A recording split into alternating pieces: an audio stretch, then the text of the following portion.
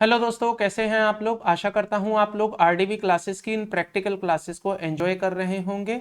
तो दोस्तों, आज की हमारी जो क्लास है वो जीएसटी की 5th क्लास है। आज की क्लास में मैं आपके साथ डिस्कशन करूंगा एक ऐसे इंपॉर्टेंट एस्पेक्ट के बारे में जो आपको जीएसटी की प्रैक्टिकल जर्नी में काफ़ी हेल्प करेगा और ये काफ़ी इंपॉर्टेंट भी रहेगा। दोस्तों, आज की क्लास में हम डिस्कशन करेंगे प्लेस ऑफ सप्लाई के बारे में। दोस्तों, मैंने आपको पिछली कुछ क्लासेस में बताया था कि हमारे जीएसटी में 3 तरह के टैक्सेस हम अप्लाई करेंगे। एक आईजीएसटी अप्लाई करेंगे, एक सीजीएसटी और एक एसजीएसटी हम अप्लाई करेंगे। तो अब सवाल ये उठता है कि कब हमें सीजी और एसजी लगाना है, कब हमें आईजी लगाना है। तो आज की इस क्लास को समझने के बाद जब हम आज के इस क्लास का पूरा लीगल प्रोविजन समझ लेंगे तो हम ये अंडरस्टैंड कर पाएंगे कि कब हमें आईजी लगाना है, कब हमें एसजी और सीजी लगाना है। अगर मैं आपसे ब्रॉडली बात करूं तो आपको मैंने ये तो बता ही रखा है कि जब सप्लाई लोकल में होगी, इसका मतलब इंट्रा स्टेट की सप्लाई होगी, तो वहां सीजी लगेगा और सीजी के साथ में एसजी भी लग जाएगा। लेकिन अगर सप्लाई इंटर स्टेट की होती है तो वहां पर आपको लगाना पड़ेगा आईजी। तो ये तो बात हुई एक ब्रॉड लेवल पर, मोटे मोटे तौर पर मैं कह सकता हूं। लेकिन हमेशा ऐसा कहना सच नहीं होगा। There are certain legal provision जो इसके पीछे हमें इसके लॉजिक्स एंड कंसेप्ट की बातें बताते हैं। तो आज की इस क्लास में हम यही समझेंगे कि प्लेस ऑफ सप्लाई क्यों इंपॉर्टेंट है, प्लेस ऑफ सप्लाई का काम क्या है, प्लेस ऑफ सप्लाई अगर हम गलत कर देते हैं तो क्या होगा, और प्लेस ऑफ सप्लाई से जुड़ी कुछ इंपॉर्टेंट बातें आज की इस क्लास में हम कवर करने वाले हैं। दोस्तों, मैं आपको एक अपडेट और देना चाहता हूं। जो हमारी आने वाली कुछ क्लासेस रहेंगी, आपको ऐसा फील होगा कि सर हम ये तो थ्योरेटिकल और लीगल एस्पेक्ट की तरफ चल रहे हैं, बट आप ऐसी बिल्कुल भी चिंता मत करिएगा दोस्तों। मैं पहले आपको लीगल एस्पेक्ट स्ट्रॉन्ग करा दूं, उसके बाद फिर मैं आपको पोर्टल पर ले चलूंगा और जितनी चीजें मैंने आपको थ्योरेटिकली सिखाई होंगी, लीगली सिखाई होंगी, उन्हीं चीजों को हम पोर्टल पर यूज करेंगे। जब आप पोर्टल पर काम करना सीखेंगे या देखेंगे तो वहां आपको ये बात रियलाइज हो जाएगी कि अगर हमने ये थ्योरी वाली क्लासेस या लीगल प्रोविजन वाली क्लासेस ना पढ़ी होती या ना समझी होती तो हमें प्रैक्टिकल समझने में और करने में दिक्कत हो रही होती।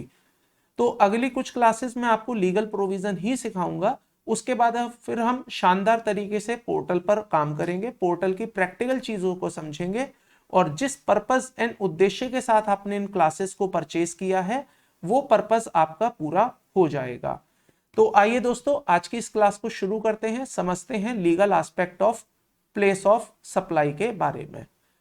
तो दोस्तों, आ गए हैं हम class number 5 of GST practical classes. आइए सबसे पहले स्टार्ट करते हैं प्लेस ऑफ सप्लाई। तो प्लेस ऑफ सप्लाई के आज के इस क्लास में हम क्या क्या चीजें समझेंगे। सबसे पहले मैं आपको समझाऊंगा what is the relevance of the place of supply. ये मैं आपको मल्टीपल एंगल्स से समझाऊंगा और उसके बाद फिर मैं आपको बताऊंगा कि प्लेस ऑफ सप्लाई की हमें जरूरत क्यों पड़ी। तो ऑब्वियसली जो इसका रेलेवेंस है वही इसकी नीड है। अगर हम रेलेवेंस समझ जाएंगे तो हमें पता चल जाएगा कि इसकी जरूरत कहां पर है और क्यों है। फिर मैं आपसे बात करूंगा कि अगर आपका प्लेस ऑफ सप्लाई गलत हो जाता है, मान लीजिए आपका प्लेस ऑफ सप्लाई होना था कुछ और आपने कर दिया है कुछ और, तो वहां पर क्या होगा, क्या कॉन्सिक्वेंसेस आपके ऊपर वहां पर देखने को मिलेंगे आपको। और इसके बाद फिर मैं आपको बताऊंगा कि प्लेस ऑफ सप्लाई गुड्स के केस में क्या कैसे काम करता है, क्या होता है, और प्लेस ऑफ सप्लाई सर्विस के केस में किस तरह से काम करता है, और सर्विस के केस में प्लेस ऑफ सप्लाई कैसे डिसाइड किया जाता है। तो काफी लंबी आज की क्लास रहने वाली है। आप एक एक पॉइंट को बहुत ध्यान से बारीकी से समझें। मैं एडवाइस करूंगा पूरी क्लास को एक गो में, एक सिंगल गो में देखें तो ज्यादा बेटर रहेगा। आइएगा दोस्तों, सबसे पहले बात करते हैं what is the relevance of place of supply. So जैसा कि मैंने आपको बताया, जीएसटी जो हमारा लॉ है that is a destination based law. GST is a destination based law. तो अब यहां पर क्या होगा कि जहां अल्टीमेटली कंजम्पशन होगा, जहां अल्टीमेटली डेस्टिनेशन जाएगी, वहां पर उसको जीएसटी मिलना चाहिए। जैसे मैंने एक एग्जांपल लिया था कि अगर दिल्ली वाला बंदा कोई सप्लाई करता है यूपी को, तो अल्टीमेटली डेस्टिनेशन कहां पर है, यूपी, कंजम्पशन कहां पर है, यूपी। तो इसका जो टैक्स मिलना चाहिए वो कौन सी गवर्नमेंट को मिलना चाहिए, तो आंसर इज यूपी गवर्नमेंट को मिलना चाहिए। क्योंकि जीएसटी एक स्टेट का लॉ है, जीएसटी एक स्टेट का लॉ है, तो इसलिए इसका जो टैक्स मिलना चाहिए वो यूपी सरकार को मिलना चाहिए। अब ये यूपी सरकार को कैसे मिलेगा, तो इसके लिए हमने एक रास्ता निकाला था कि सर हम अपना पैसा कैसे पे कर आएंगे सरकार को, आईजीएसटी की फॉर्म में पे कर आएंगे। फिर आईजीएसटी को मोदी जी क्या करेंगे, मोदी जी इसके 2 टुकड़े करेंगे, कितने कितने प्रोपोर्शन में करेंगे ये मैंने आपको नहीं बताया है, बट मोदी जी इसके 2 टुकड़े करेंगे।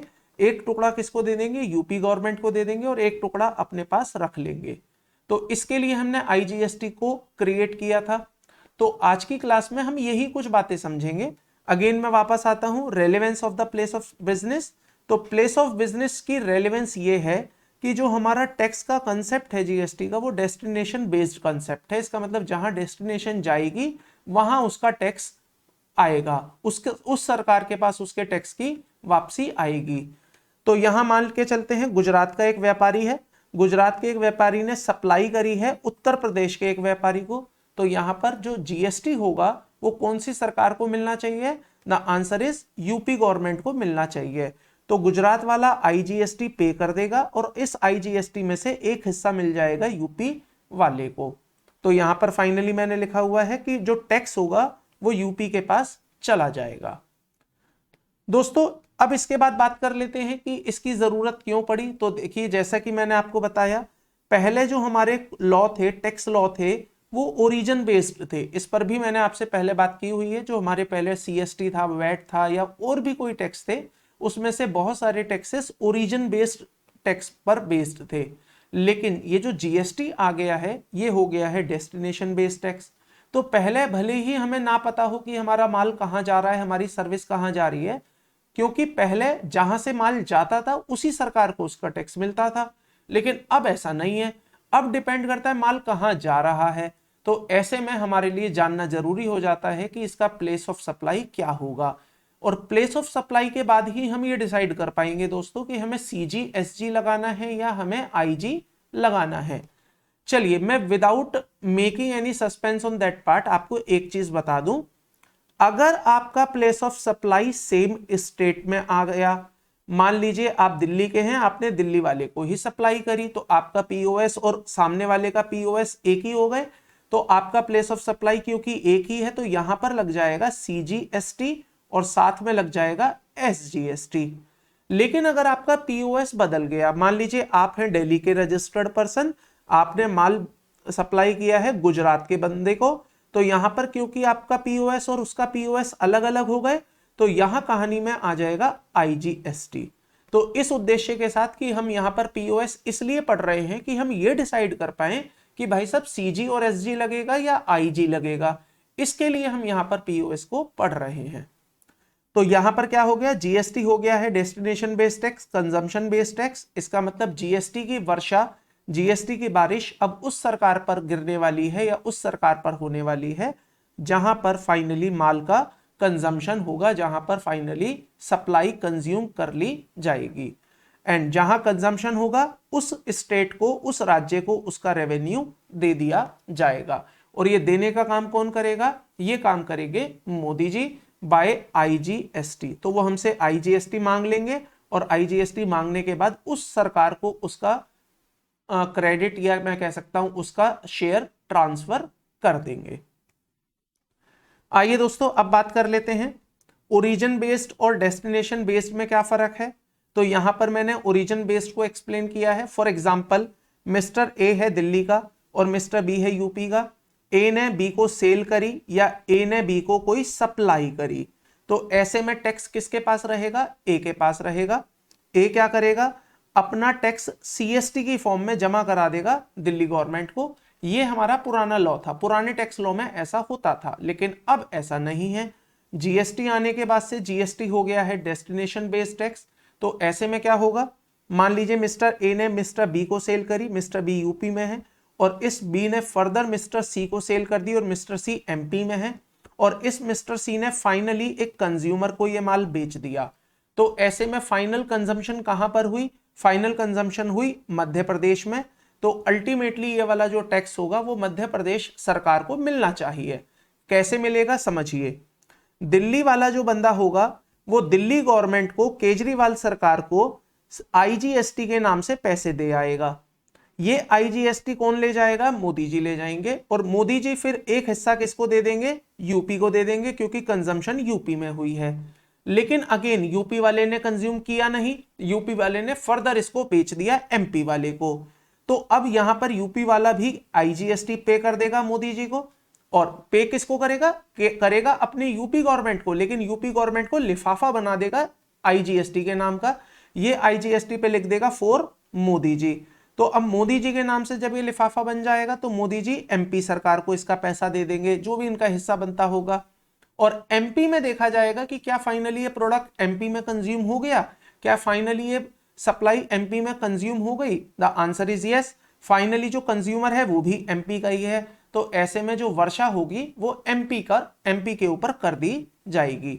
तो जो पैसे बांटे जाएंगे, आईजीएसटी बांटा जाएगा, वो एमपी के ऊपर बांट दिया जाएगा।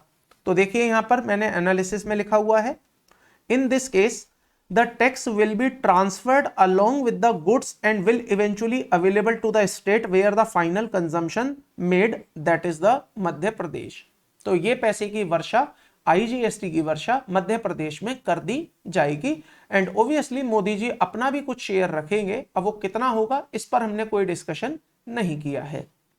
आई होप आपको दोस्तों ये बात समझ आ गई होगी कि destination based and origin based tax में क्या डिफरेंस है। आइए आगे की बात करते हैं। अब हम चल रहे हैं इस बात पर कि हमें प्लेस ऑफ सप्लाई की जरूरत क्यों है। तो जैसा कि मैंने आपको बताया, प्लेस ऑफ सप्लाई ही एक ऐसा एस्पेक्ट है जो ये डिसाइड करेगा कि आईजीएसटी लगे या सीजीएसटी लगे या एसजीएसटी लगे। तो ये दोनों एक साथ चलेंगे, ये अकेला चलेगा। अब इसको डिसाइड करने के लिए हमें समझना है what is my place of supply. आगे बढ़ने से पहले एक और बात आपको बताना चाहूंगा। मैंने आपको कुछ राज्य बताए थे जिन राज्यों को हम स्टेट की लिस्ट में ना रखते हुए रखते हैं यूटी की लिस्ट में, यूनियन टेरिटरी। और वहां पर मैंने आपको बताया था कि जब भी हम पूरा जीएसटी पढ़ेंगे तो अगर कोई राज्य मान लीजिए यूटी है, अगर मान लीजिए कोई राज्य यूटी है, तो वहां फिर एसजीएसटी ना आकर एस रिप्लेस हो जाएगा किससे, यूटी जीएसटी से। तो अगर कोई राज्य मान लीजिए स्टेट की लिस्ट में ना आके यूटी की लिस्ट में आता है तो वहां उस राज्य के लिए एसजीएसटी काम नहीं करेगा, बल्कि उस राज्य के लिए काम करेगा यूटी जीएसटी। क्लियर है। आइए अब हम समझते हैं why we need the concept of place of supply. So to determine whether a supply is a inter state supply और intra state supply, it is an important to determine the place of supply. किसी भी supply को ये बताने के लिए, ये decide करने के लिए कि ये इंटर है या इंट्रा है, हमें उसका पीओएस जानना बहुत जरूरी है। क्योंकि जब तक हमें पीओएस नहीं पता होगा हमारे लिए बड़ा मुश्किल हो जाएगा ये समझा पाना या बता पाना कि ये इंट्रा है या इंटर है।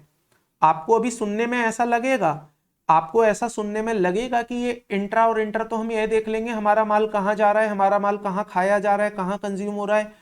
बट हमेशा ऐसा नहीं है दोस्तों। अभी आप जब ग्रेजुअली प्रोविजंस पर चलेंगे you will get to know कि there are certain other conditions as well to decide the POS. और पीओएस हमें इसलिए भी जानना जरूरी है दोस्तों कि हमारी सर्विस या हमारी गुड्स एक्सपोर्ट है या नहीं है। तो इसकी भी हम बातें करेंगे, आज की ही क्लास में करेंगे। और हालांकि इसे हम बहुत ज्यादा डिटेल में भी डिस्कस करेंगे जब मैं आपको एक्सपोर्ट और इंपोर्ट के प्रोविजंस सिखाऊंगा, तो वहां हम और डिटेल में इसकी बातें करेंगे। आइए दोस्तों कुछ एग्जांपल समझते हैं इंटर स्टेट के और इंट्रा स्टेट के और साथ के साथ पीओएस के। तो एग्जांपल के लिए समझिए, सप्लायर है आपका दिल्ली के अंदर, ये सिचुएशन है 1 2 3 4 5 6 7 8 सिचुएशंस हैं आपके सामने। तो यहां पर मैंने सबसे पहले लिया, मान लीजिए आपका सप्लायर है दिल्ली में, आप खुद सप्लायर हैं, आप दिल्ली में बैठे हैं, आपका पीओएस अगर दिल्ली है, इसका मतलब दिल्ली से दिल्ली है, तो यहां पर कौन सा एक्ट काम करेगा, सीजीएसटी और एसजीएसटी। तो ये है इंट्रा स्टेट सप्लाई, मतलब एक राज्य से दूसरे राज्य के बाहर नहीं जा रही है, उसी राज्य के अंदर कंजम्पशन हो रही है, सप्लाई जा रही है। तो ये है इंट्रा स्टेट। यहां पर काम करेंगे दो कानून, सीजीएसटी और सीजीएसटी के साथ चिपक कर आ जाएगा एसजीएसटी। सिमिलरली मान के चलते हैं सेकंड एग्जांपल में आपका सप्लायर है दिल्ली का, लेकिन आपकी जो पीओएस है जिसको आपने सप्लाई दी है वो है नोएडा। तो यहां पर दो स्टेट आपस में कनेक्ट हो रही हैं। So this is the matter of inter state. और जब इंटर स्टेट कहानी में आ जाता है तो आईजीएसटी आ जाता है। अगला एग्जांपल लेते हैं। मान लीजिए आपकी सप्लाई है सोनीपत, आपका सप्लायर है सोनीपत में, और जो सप्लाई जा रही है वो फरीदाबाद में जा रही है। सोनीपत कहाँ आता है? हरियाणा में आता है। फरीदाबाद कहाँ आता है? हरियाणा में आता है। दोनों कहाँ जा रहे हैं? हरियाणा में जा रहे हैं। तो ये क्या होगा? Intra state. और अगर इंट्रा होता है तो सीजी आता है, और सीजी के साथ चिपक कर एसजी भी आ जाता है। अगला एग्जाम्पल देखिए। मान लीजिए आपकी सप्लाई है सोनीपत, सप्लायर है सोनीपत में, लेकिन जो पीओएस है, प्लेस ऑफ सप्लाई, जो कि हम आज की क्लास में समझेंगे कि पीओएस कैसे बनता है, कैसे निकलता है। तो मान लीजिए आपका पीओएस है अमृतसर। अब अमृतसर एक अलग राज्य में आता है, तो ऐसे में हरियाणा से जब दूसरे राज्य में माल जाएगा या दूसरे राज्य का पीओएस बन जाएगा, तो वो बन जाएगी मेरी इंटर स्टेट सप्लाई, एंड यहां पर लग जाएगा आपका IGST. On the other case, मान लीजिए supplier is in Chandigarh and the supply is going to Chandigarh. इसका मतलब पीओएस चंडीगढ़ से चंडीगढ़ ही हो रहा है। सेम पीओएस है, तो यहां पर क्या लग जाएगा? यहां पर इंट्रा स्टेट लगेगा। अब इंट्रा लगेगा तो कौन कौन से आ जाएंगे? सीजीएसटी और एसजीएसटी। लेकिन रुकिए जरा, चंडीगढ़ जो है वो स्टेट नहीं है, वो यूटी है, यूनियन टेरिटरी है। तो मैंने आपको बोला जहां एस आ रहा होगा, अगर वो यूटी है तो वहां एस ना आके क्या बन जाएगा? UT GST. तो यहां पर दो कानून काम करेंगे, सीजी और यूटी। तो यहां पर आ जाएगा सीजीएसटी और यूटी जीएसटी। अगला एग्जांपल समझिएगा दोस्त। चंडीगढ़ से जलंधर जा रहा है। अब जलंधर यूटी नहीं है, जलंधर अगर मान लो यूटी भी है, एक बार को अगर जलंधर ऐसे किसी स्टेट में आता है जो कि यूटी है, तो उस केस में क्या होगा? क्योंकि ये अलग अलग यूटी से बिलोंग करते हैं, क्योंकि ये अलग अलग यूटी से बिलोंग करते हैं या अलग अलग स्टेट से बिलोंग करते हैं, तो ये बन जाएगा मेरा इंटर स्टेट का मामला। और इंटर स्टेट के केस में क्या आता है? आईजीएसटी। यहां तक की बातें क्लियर हैं? अब पहले मेरी दो बातें सुनिएगा, फिर मैं आपको आगे की बात बताऊंगा। सरकार ये कहती है कि अगर आप किसी एसईजेड को सप्लाई करेंगे, अगर आप किसी एसईजेड को सप्लाई करेंगे, तो इस एसईजेड को हम हिंदुस्तान का हिस्सा नहीं मानेंगे for the purpose of GST.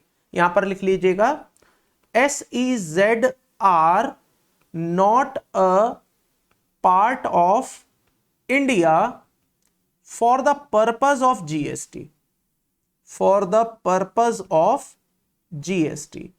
दोस्तों, ये केवल मैं आपको जीएसटी के लिए बता रहा हूं, आप इसे कहीं और अप्लाई ना करें। मैं केवल आपसे जीएसटी के लिए कह रहा हूं कि जब तक हम जीएसटी पढ़ रहे हैं या जब तक हम जीएसटी की बातें कर रहे हैं, तब तक एसईजेड इंडिया का हिस्सा ही नहीं है, वो इंडिया का पार्ट ही नहीं है। अब आप पूछेंगे सर ये एसईजेड होता क्या है? तो यहां लिखिएगा स्पेशल इकोनॉमिक जोन। इसके बारे में मैं आपको डिटेल में और विस्तार में समझाऊंगा जब मैं आपको एक्सपोर्ट और इंपोर्ट का कंसेप्ट सिखाऊंगा, तो वहां पर हम इसे डिटेल में समझेंगे कि स्पेशल इकोनॉमिक जोन क्या होता है। बट आज के लिए मानना कि स्पेशल इकोनॉमिक जोन का मतलब होता है इंडिया का हिस्सा नहीं है, ये एक विदेश है, ये एक फॉरेन कंट्री है, ये मान के आप काम करेंगे। अच्छा, अब एक और बात समझिए, जब आप इंट्रा स्टेट में काम करते हैं, इंट्रा स्टेट में काम करते हैं, तो वहां लगता है सीजीएसटी और साथ में लग जाता है एसजीएसटी या फिर यूटीजीएसटी। इन दोनों में से कोई एक चीज लगती है।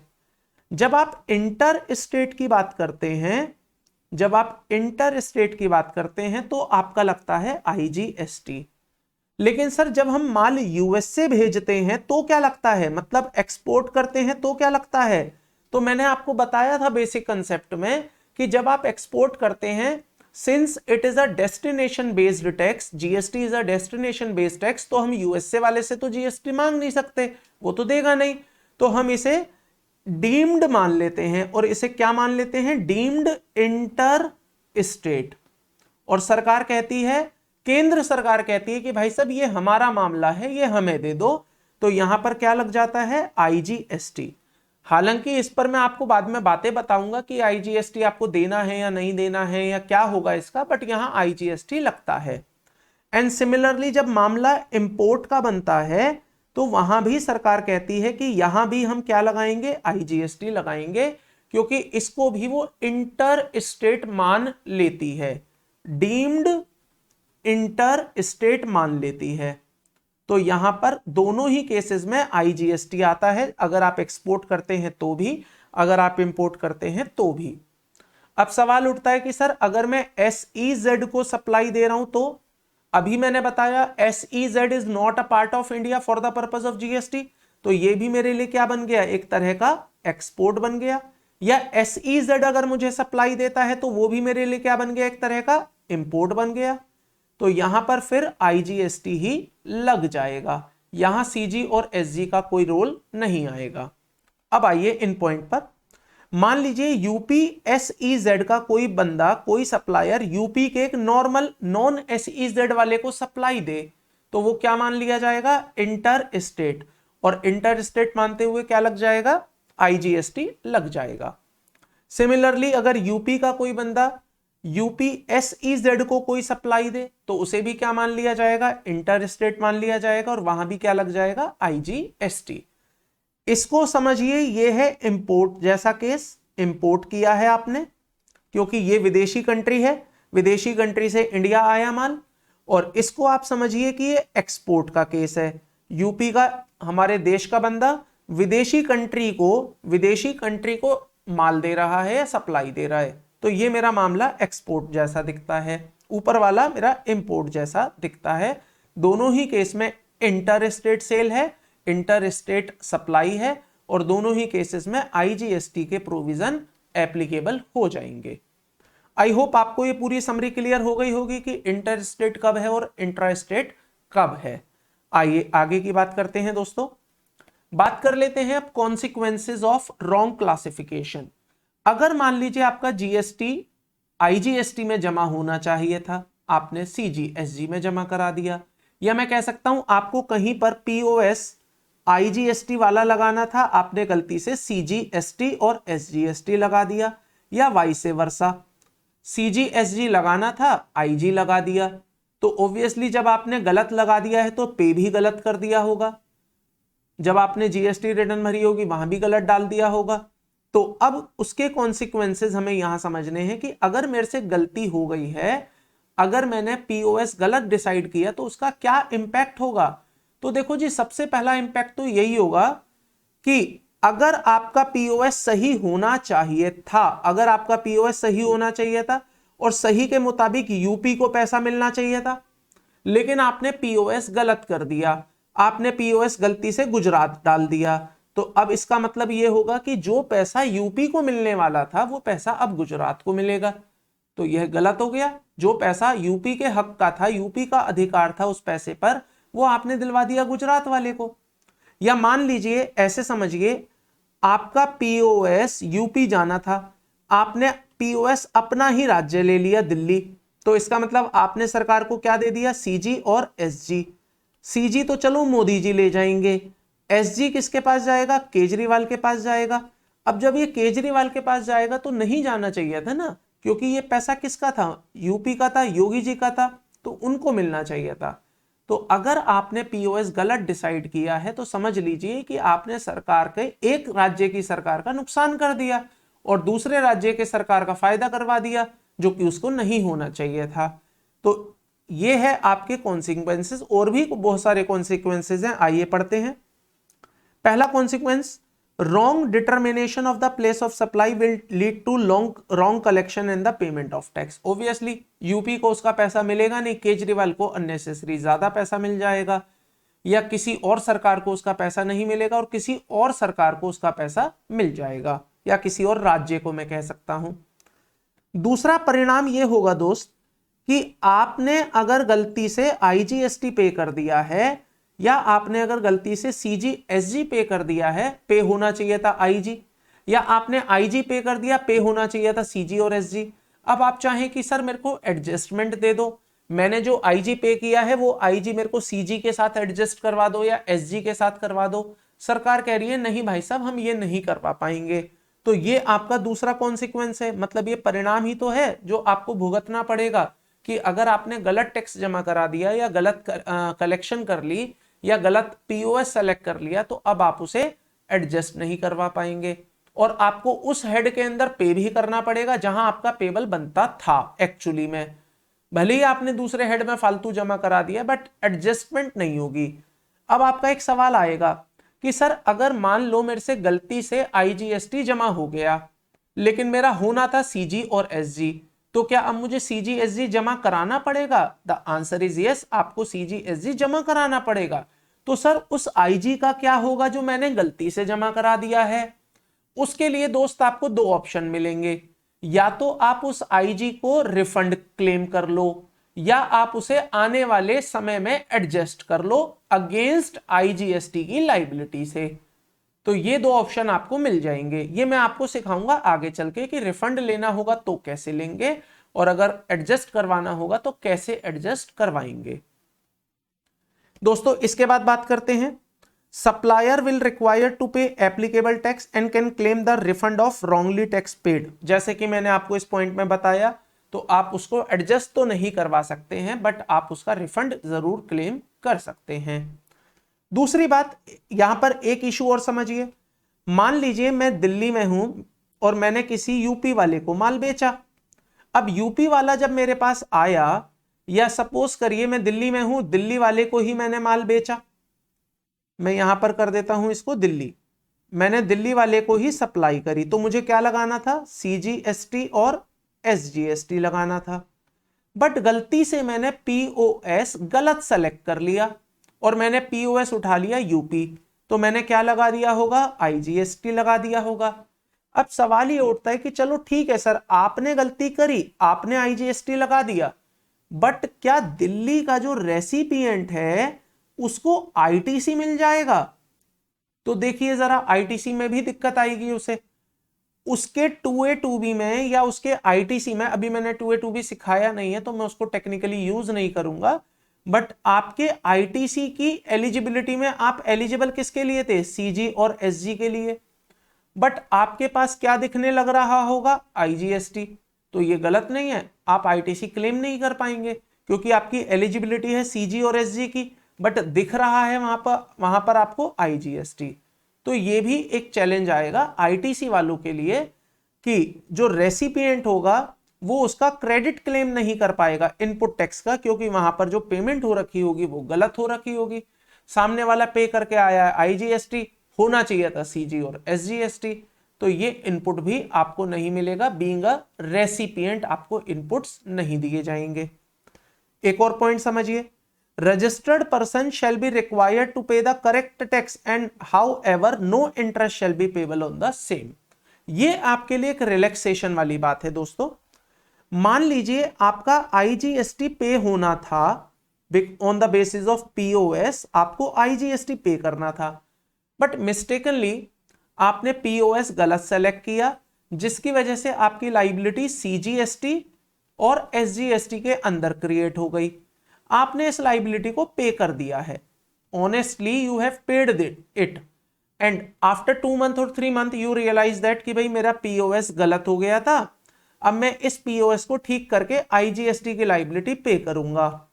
तो गवर्नमेंट कह रही है जी क्योंकि आपने हमारे पैसे को 2 महीने रोका है, आपने हमारे पैसे का 2 महीने यूज किया है, तो आप हमें इसका इंटरेस्ट पे करो। आप सरकार को क्या कह रहे हैं? सरकार देखो मेरी इंटेंशन को समझो, मेरी इंटेंशन आपका पैसा रोकने की ना थी ना है, मैंने तो आपको पैसा दिया था, लेकिन मैं ये मानता हूं गलती मेरी थी, मैंने वो पैसा आपको आई में ना देकर कहां दिया था? सी और एस में दिया था। तो ये नहीं कहा जा सकता कि मैंने आपके पैसे को रोका है, ये नहीं कहा जा सकता कि मैं आपके पैसे से खेला हूं, ये नहीं कहा जा सकता कि मैंने मिसयूज किया है। ये कहा जा सकता है कि ये मेरे से मिस्टेक हो गई है और पैसा देखो मैंने अपने पास नहीं रखा है, पैसा मैंने आपको दिया है। ये बात और है कि मैंने आईजीएसटी में ना देकर सी और एस में दे दिया है। तो सरकार कह रही है हां आपकी बात सही है, आप हमें एक काम करना, आईजीएसटी पे कर देना, हम आपसे इंटरेस्ट नहीं मांगेंगे, आप केवल हमें आईजीएसटी पे कर देना, इसका हमसे रिफंड ले लेना, हम आपसे इंटरेस्ट नहीं मांगेंगे। तो ये एक रिलैक्सेशन है आपके लिए। रजिस्टर्ड पर्सन को एक पेमेंट करना पड़ेगा करेक्ट टैक्स का, लेकिन इंटरेस्ट नहीं दिया जाएगा। इंटरेस्ट आपके ऊपर कोई पेबल नहीं क्रिएट होगा। आई होप यहां तक कि हम क्लियर हैं। आइए दोस्तों अब बात करते हैं। मैंने प्लेस ऑफ सप्लाई को दो कैटेगरीज में डिवाइड कर दिया है। पहले हम पढ़ेंगे गुड्स के केस में प्लेस ऑफ सप्लाई क्या कहती है, और फिर हम पढ़ेंगे सर्विसेज के केस में प्लेस ऑफ सप्लाई का प्रोविजन क्या कहता है। So first we will understand about goods, कि गुड्स के मामले में कैसे प्लेस ऑफ सप्लाई काम करेगा, और then we will understand about services, की सर्विसेज के केस में पीओएस किस तरह से अपना काम करता है। आइए तो सबसे पहले गुड्स की बात कर लेते हैं। गुड्स के केस में सबसे पहले एक डेफिनेशन पढ़िएगा, फिर मैं आपको आगे चलकर बताऊंगा। सो the place of supply of goods, goods के केस में प्लेस ऑफ सप्लाई क्या होगी, कौन सी वाली गुड्स के केस में, अदर देन, कौन सी वाली गुड्स के केस में बात हो रही है, other than the supply of goods imported into और एक्सपोर्टेड फ्रॉम इंडिया। इसका मतलब अब जो हम गुड्स के बारे में पीओएस पढ़ने जा रहे हैं दोस्तों, वो कौन सी गुड्स के बारे में बात हो रही है, उन गुड्स के बारे में जो एक्सपोर्टेड गुड्स नहीं है और जो इंपोर्टेड गुड्स नहीं है। हम कौन सी गुड्स के बारे में बात कर रहे हैं, जो एक्सपोर्टेड नहीं है और इंपोर्टेड नहीं है, क्योंकि जो एक्सपोर्ट का प्रोविजन है और इंपोर्ट का जो प्रोविजन है वो मैं आपको अलग से बताऊंगा। उसके केस में पीओएस क्या होगा ये मैं आपको अलग से समझाऊंगा। तो आज जो हम बात कर रहे हैं वो उन्हीं गुड्स की बात कर रहे हैं जहां ना तो एक्सपोर्ट होना है ना ही उसका इंपोर्ट होना है। आइए, so the place of supply shall be as under, POS ऐसे निकाला जाएगा। Situation is where the supply involves the movement of goods, जहां पर गुड्स का मूवमेंट होना है। एग्जाम्पल के लिए समझते हैं, आप अपने यहां पर बैठे हुए हैं, आपने मुझे फोन किया कि सर मेरे को आपकी इनकम टैक्स की जीएसटी की बुक चाहिए। मैंने कहा एक काम करो, अपना एड्रेस भेजो, अपना जीएसटी नंबर भेजो, अपनी डिटेल भेजो, मैं आपको मेरी बुक कोरियर कर रहा हूं। तो क्या यहां पर गुड्स की मूवमेंट हो रही है? The answer is yes, goods की मूवमेंट हो रही है। अगर गुड्स की मूवमेंट हो रही है तो पीओएस क्या होगा, आइए लॉ से समझते हैं। लॉ क्या बताएगा हमें पीओएस क्या होगा, पढ़िए। The place of supply of such goods shall be, तो आपका उन गुड्स के रेस्पेक्ट में जो प्लेस ऑफ सप्लाई होगा दैट शैल बी, वो होगा, क्या होगा, the location of the goods at the time at which the movement of goods terminate for the delivery to the recipient. Law कह रहा है आपके गुड्स का पीओएस क्या होगा, वो लोकेशन जहां पर आपकी डिलीवरी टर्मिनेट हो जाती है for the delivery to the recipient. तो जहां पर मेरा माल डिलीवर हो जाएगा, जहां पर मेरा माल कंप्लीट हो जाएगा, जहां पर मैं रेसिपिएंट को माल डिलीवर कर दूंगा, वो मेरा पीओएस बन जाएगा। एग्जाम्पल के लिए समझिए, मैं हूं दिल्ली में, आप बैठे हैं यूपी में, यूपी के मान लीजिए किसी भी मतलब शहर में है, बट मेरे लिए शहर काम का नहीं है, मेरे लिए स्टेट काम का है। तो आप बैठे हैं यूपी में, आपने मुझे फोन पर एक बुक का ऑर्डर दिया या हमारी वेबसाइट या ऐप पर एक बुक का ऑर्डर दिया। अब मैंने आपको बुक डिस्पैच करी या मैंने आपको बुक भेजी, तो क्या बुक की मूवमेंट हो रही है? बिल्कुल हो रही है। अब मूवमेंट कंप्लीट कहां हो जाएगी? आपके घर पर हो जाएगी। आपके घर पर बुक आते ही आपको मिल जाएगी, उसके बाद कंप्लीट हो गई मेरी डिलीवरी, मेरा मूवमेंट कंप्लीट हो गया। तो जहां पर आपकी लोकेशन है, जहां पर आपने ये डिलीवरी ले ली है, वो वाला राज्य मेरा पीओएस बन जाएगा, वो राज्य मेरा पीओएस कहलाएगा। That is UP is my place of supply. एक और एग्जांपल से समझिए, आप ऑनलाइन बहुत सारी चीजें मंगाते हैं, तो उस केस में पीओएस क्या बन जाता है? जहां पर आप बैठे हैं, जहां पर डिलीवरी आपने ले ली है। दूसरा केस समझिए, मान के चलते हैं आप मेरी दुकान पर आए, आप आए हैं हरियाणा से और मेरी दुकान है दिल्ली के अंदर। मैं लैपटॉप बेचने का काम करता हूं। आपने बोला कि सर मुझे 2 लैपटॉप चाहिए। आपने मुझे यह बताया कि लैपटॉप कहां लेके जाओगे, तो आपने मुझे बता दिया है कि लैपटॉप हरियाणा जाएंगे चलकर। क्या मैं आपको गुड्स की मूवमेंट दे रहा हूं? द आंसर इज यस, मैं आपको गुड्स की मूवमेंट दे रहा हूं। तो अब मूवमेंट कहां कंप्लीट होगी? ऑब्वियसली सर मूवमेंट हरियाणा में कंप्लीट होगी। तो हरियाणा आपके लिए, मेरे लिए क्या बन जाएगा? प्लेस ऑफ सप्लाई बन जाएगा। अब आप कहते हैं कि सर अगर मैं आपको ना बताऊं कि मैं कहां से आया हूं, ये माल कहां लेके जाऊंगा, तो कैसे निकाला जाएगा, उसको भी समझेंगे। मान लीजिए आप मुझे कहते हैं कि सर मैं हरियाणा से आया हूं, मेरा बिल हरियाणा के एड्रेस पर बना दो, तो वहां पर मेरा पीओएस क्या बन जाएगा? ऑब्वियसली हरियाणा बन जाएगा। और अगर आप मुझे कुछ ना बताएं, आप मेरी दुकान पर आए और मुझे ना बताएं कि आप कहां से आए हैं, बिलिंग एड्रेस आपको कहां का चाहिए, आप बिल भी ना लें मेरे से, तो फिर ऐसे में मेरा पीओएस क्या बनेगा?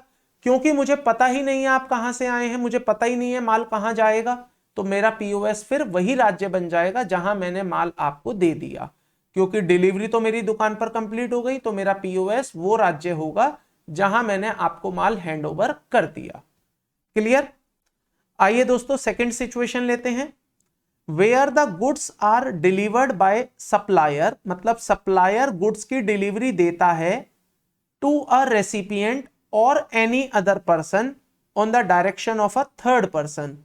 एक कोई तीसरा ही व्यक्ति आपको इंस्ट्रक्शन दे रहा है कि ये माल उस फलाने बंदे के यहां डिलीवर कर दो या इस पर्सन को डिलीवर कर दो। इसका मतलब जो डिलीवरी जो लेगा वो अलग बंदा है, और जो डिलीवरी करवा रहा है वो अलग बंदा है, और जो माल बेच रहा है, सप्लाई दे रहा है, वो एक अलग ही बंदा है। यहां पर तीन लोग पिक्चर में है, A B C. A supplier है, बी एक बंदा है, सी एक बंदा है। सी ने ए को फोन किया और बोला कि तुम ये माल बी को दे दो, मैं कह रहा हूं तुम ये माल बी को दे दो। तो ऐसे में बी क्या है? रेसिपिएंट है। सी क्या है? वो थर्ड पर्सन है जो आपको इंस्ट्रक्शंस दे रहा है। और ए क्या है? सप्लायर है। अब यहां क्या होगा समझते हैं। The POS shall be the deemed that the said third person has received the goods, and the place of supply of such goods shall be the principal place of the business of such person. Such person कौन से person की बात हो रही है? जिसको माल पहुंचा है या जिसने इंस्ट्रक्शन दी है? सर जिसने इंस्ट्रक्शन दी है। तो यहां पर वो थर्ड पर्सन की बातें हो रही हैं जो आपको फोन पर इंस्ट्रक्शन दे रहा है कि ये वाला माल वहां पर डिलीवर कर दो। मतलब बिल बन रहा है किसको? इसको बन रहा है।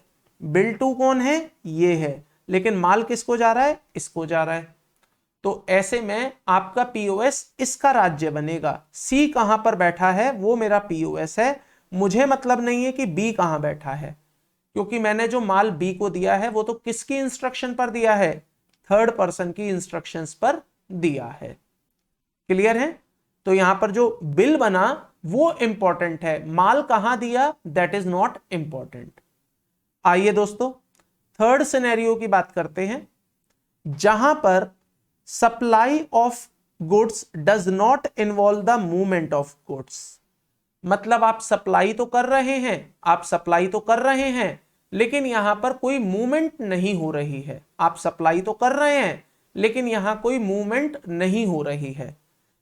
ऐसा कैसे हो सकता है कि सर गुड्स हो, गुड्स की सप्लाई भी हो, लेकिन उसकी मूवमेंट ना हो? ऐसा कैसे हो सकता है? हो सकता है। आइए थोड़ा सा प्रैक्टिकली इस बात को समझते हैं विद प्रैक्टिकल एग्जांपल। सपोज करिएगा मैं एक टॉय बनाने वाली कंपनी हूं। I am a toy manufacturing company. Toys किससे बनते हैं? प्लास्टिक से। अब टॉय कहां बनते हैं? टॉय बनते हैं मेरे जॉब वर्कर के पास। मैंने जॉब वर्कर को बोला कि जॉब वर्कर तुम्हें मेरे लिए ये टॉय बनाना है, तुम्हें मेरे लिए टॉय बनाना है, मैन्युफैक्चर करना है। जॉब वर्कर कह रहे हैं सर टॉय बनाने से पहले टॉय की डाइज बनती हैं, मोल्ड्स बनते हैं। टॉय की डाइज बनती हैं, मोल्ड्स बनते हैं, वो कौन बनाएगा? मैंने जॉब वर्कर को बोला जॉब वर्क एक काम कर, डाई भी तू ही बना लियो, मोल्ड भी तू ही बना लियो। जॉब वर्कर कह रहा है ठीक है मैं बना लूंगा। तो क्या ये मोल्ड बनाने के बाद तुम्हें देने आऊं और फिर तुमसे ये मोल्ड लेने आऊं ताकि मैं अपने टॉयज की मोल्डिंग करना शुरू कर पाऊं? हमने कहा नहीं भाई, तू पहले हमें मोल्ड देने आएगा, फिर हम तेरे को मोल्ड देने आएंगे, या तू हमसे लेने आएगा, बड़ा टाइम वेस्ट होगा। तू एक काम कर, मोल्ड बना, अपने ही पास रख ले, बस हमें क्या करियो, इसकी बिलिंग कर दियो। हमें तो एक इनवॉइस दे दियो जिसमें ये कह दियो कि तूने कितने का मोल्ड बनाया है, हम उतने पैसे तेरे को दे देंगे। अब बताइए, क्या वो जब मोल्ड बनाएगा, डाइस बनाएगा, मेरे लिए बनाएगा और मुझे बिलिंग देगा, तो क्या ये सप्लाई है? द आंसर इज यस, ये सप्लाई है। उसने मोल्ड बनाया है और मोल्ड बना के मुझे देगा। हालांकि फिजिकली मोल्ड मेरे पास नहीं आएगा, लेकिन बिलिंग आएगी, अमाउंट आएगा। तो ऐसे में क्या ये सप्लाई है? The answer is yes, it is a supply. अब ये सप्लाई क्या है? क्या यहां कोई मूवमेंट हुआ गुड्स का? कोई मूवमेंट नहीं हुआ। उसने मोल्ड बनाया और मोल्ड बनाकर कहां रखा? अपने ही पास रखा। So there is no movement of the goods, there is no movement of the goods. अब ऐसे केस में what will be the POS? ऐसे केस में पीओएस क्या बनेगा?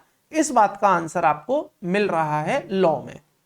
The place of supply shall be the location of such goods at the time of delivery to the recipient. तो ऐसे में आपका प्लेस ऑफ सप्लाई क्या बन जाएगा? जहां पर आपको डिलीवरी मिल रही है। तो डिलीवरी कहां मिल रही है आपको? डिलीवरी मिल रही है जॉब वर्कर के यहां। अगर जॉब वर्कर दिल्ली में है और आप यूपी में हैं, तो आपका पीओएस क्या बनने वाला है?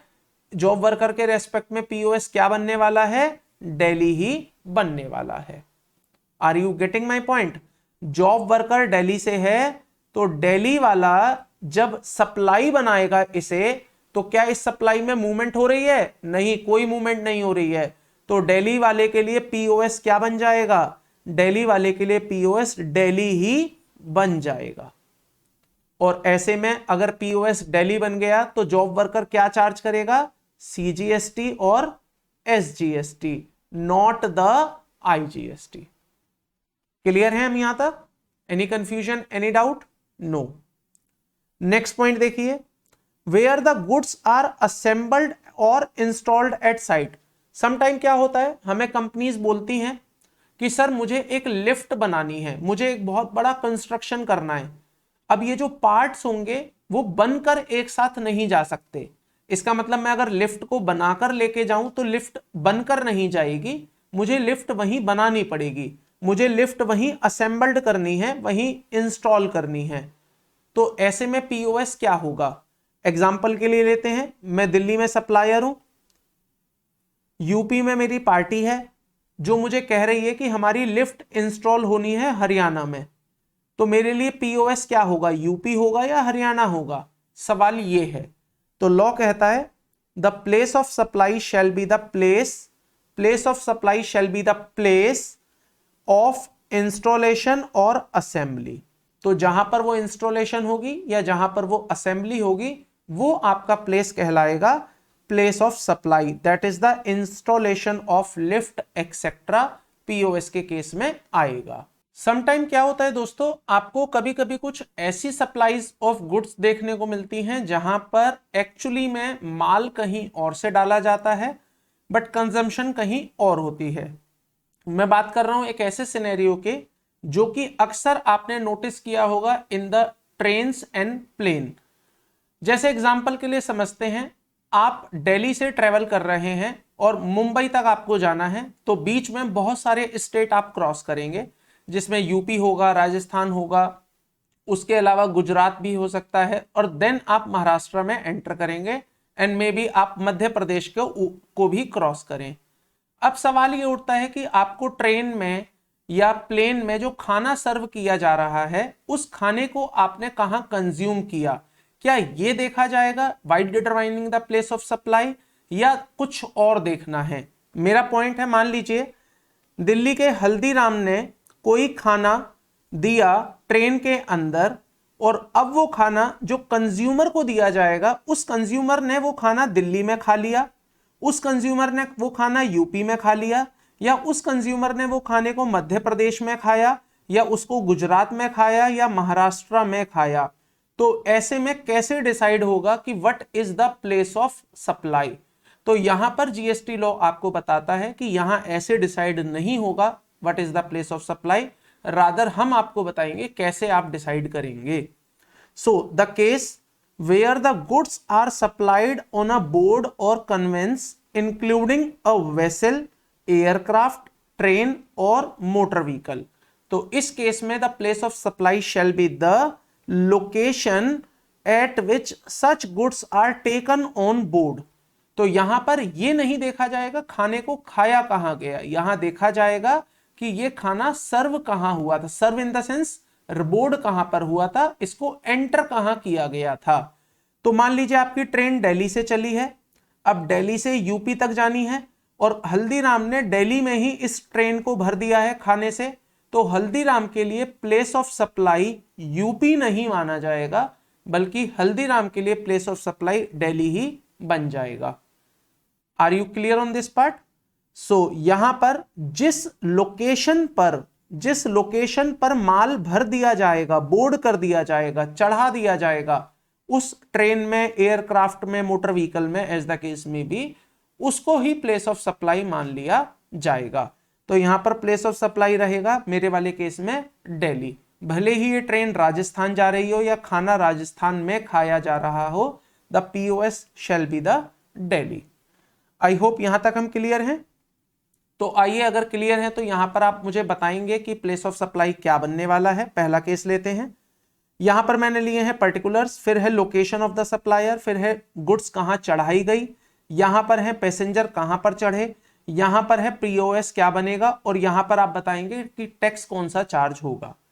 तो बताइए, यहां पर supply of canned aerated drinks flight में चढ़ाई गई, फ्लाइट में कोल्ड ड्रिंक, जूसेस ये सब डाल दिए गए। Location of the supplier is Delhi, जो सप्लायर है जिसने ये जूसेस सर्व किए हैं, मतलब सप्लाई करे हैं, वो दिल्ली में है। जो गुड्स की लोडिंग की गई है वो भी दिल्ली के अंदर कर दी गई है। पैसेंजर जो बैठा है वो पंजाब में आके बैठा है। तो बताइए ऐसे में पीओएस क्या बनेगा, जहां पैसेंजर बैठा है ये देखना है, या जहां माल बैठाया गया है या माल चढ़ाया गया है ये देखना है। जहां माल चढ़ाया गया है, अब जहां माल चढ़ाया गया वो दिल्ली है और जहां से चढ़ाया गया वो भी दिल्ली है। तो क्योंकि दोनों दिल्ली हैं, सप्लायर भी दिल्ली का है, तो यहां क्या लग जाएगा, सीजी और एसजीएसटी। क्लियर है? दूसरा केस देखते हैं। दूसरे केस पर आते हैं। मैंने हल्दीराम ने यहां पर अपने मिक्सचर्स चढ़ाए, मतलब मिक्सचर्स सप्लाई करे। हल्दीराम कहां पर है, दिल्ली में है, लेकिन उसने ये माल हरियाणा से चढ़ाया है। हल्दीराम दिल्ली का है लेकिन उसने माल हरियाणा से चढ़ाया। पॉसिबल है या नहीं? बिल्कुल पॉसिबल है। हल्दीराम का एक गोडाउन था हरियाणा में, उसने गोडाउन से सप्लाई करवा दी। पैसेंजर बैठा है यूपी में, लेकिन सप्लाई माना जाएगा हरियाणा। क्यों दिल्ली नहीं माना जाएगा? दिल्ली हरियाणा का रजिस्टर्ड प्लेस ऑफ बिजनेस है, तब भी नहीं माना जाएगा? नहीं, क्योंकि माल कहां से चढ़ा है, हरियाणा से चढ़ा है। तो ऐसे में Haryana is the place of supply, and ऐसे में क्या लग जाएगा, आईजीएसटी लग जाएगा, क्योंकि ये है दिल्ली का और पीओएस हरियाणा है, दोनों अलग अलग राज्य हैं। दो अलग राज्य होने पर क्या आ जाएगा, आईजीएसटी आ जाएगा। आई होप ये एग्जाम्पल आपको क्लियर हो गया होगा। आइए इसके बाद बात कर लेते हैं दोस्तों, place of supply of goods के केसेस में, जब वो गुड्स एक्सपोर्ट हो रही हो या इंपोर्ट हो रही हो। तो अगर आपकी गुड्स एक्सपोर्ट होंगी या इंपोर्ट होंगी तो बाय डिफॉल्ट वहां पर हिट करेगा आईजीएसटी। बाय डिफॉल्ट वहां पर आईजीएसटी की बातें होंगी, क्योंकि सरकार ने आईजीएसटी लॉ में क्या कह दिया है कि इन case of export and in case of import हम इसे क्या मान लेंगे, हम इसे इंटर स्टेट मान लेंगे। मानो या ना मानो, मान लिया जाएगा कि ये इंटर स्टेट है, और जब इंटर स्टेट है तो फिर क्या आ जाएगा, IGST. So in case of a goods imported into India, the place of supply shall be the location of importer. POS बन जाएगा वो लोकेशन जहां इंपोर्टर है, एंड ऑब्वियसली वो इंडिया में ही होगा। And in case of a export of goods, the place of supply shall be the location outside India। अब outside India का मतलब यूएसए, लेकिन यूएसए वाला तो हमें टैक्स देने आएगा नहीं, तो हम उससे इंडिया में ही टैक्स ले लेंगे आईजीएसटी लगाते हुए। हालांकि इस वाले पार्ट को मैं आपको और डिटेल में क्लियर करूंगा when we discuss the export and import. But आज आप इतना जान लीजिए कि एक्सपोर्ट और इंपोर्ट दोनों ही केसेस में आईजीएसटी का काम होगा, आईजीएसटी अपना काम करने आएगा। आइए दोस्तों आगे चलते हैं। यहां पर आप एक बात ध्यान रखिएगा, सेक्शन 5 आईजीएसटी एक्ट का हमें यह कहता है कि गुड्स अगर कोई इंपोर्ट की जा रही है इंडिया में तो वो section 3 of custom tariff act के अकॉर्डिंग कवर होगी। और पॉइंट ऑफ टैक्सेशन क्या होगा उसका? पॉइंट ऑफ टैक्सेशन होगा when duty of custom are levied, मतलब जिस दिन आपके ऊपर कस्टम ड्यूटी लगाई जाएगी उस दिन आपके ऊपर आईजीएसटी लगाया जाएगा। और आईजीएसटी कितने पर लगाया जाएगा? सवाल आता है कितने पर लगाया जाएगा, तो इसका आंसर आपको जीएसटी वाले कह रहे हैं कि जितना आपको कस्टम एक्ट में वैल्यू डिटरमाइन करके दी जाएगी उस वैल्यू के ऊपर हम आईजीएसटी लगाएंगे। So value will be as determined as per the custom act. तो जो कस्टम एक्ट आपको वैल्यू देगा उस वैल्यू के हिसाब से हम अपना आईजीएसटी उस पर लगाएंगे। तो इंपोर्ट के केस में कस्टम भी आपको साथ के साथ देखना पड़ेगा, एक्सपोर्ट के केस में कोई दिक्कत नहीं है। एक्सपोर्ट में तो आपकी जो वैल्यू है उस पर आपको जीएसटी देना पड़ेगा, हालांकि बाद में आप उसे रिफंड भी ले लेंगे, वो एक अलग मामला है, उसे हम एक्सपोर्ट में ही समझेंगे। आइए दोस्तों कुछ एग्जाम्पल के साथ समझते हैं इंपोर्ट और एक्सपोर्ट को। सो मान लीजिए इंपोर्ट का केस है, इसका मतलब माल चाइना से इंडिया आ रहा है या यूएसए से इंडिया आ रहा है। तो ये इंडिया है, ये चाइना है, चाइना से माल इंडिया आया, चाइना ने माल बेचा, तो यहां पर प्लेस ऑफ सप्लाई माना जाएगा इंडिया, पूरा इंडिया प्लेस ऑफ सप्लाई बन जाएगा और यहां आपका आईजीएसटी कहानी में आ जाएगा। ऑन दी अदर हैंड अगर सिचुएशन को अपोजिट कर दिया जाए, मान लीजिए बात हो रही है एक्सपोर्ट ऑफ गुड्स की, तो माल इंडिया से यूएसए जाएगा या इंडिया से चाइना जाएगा।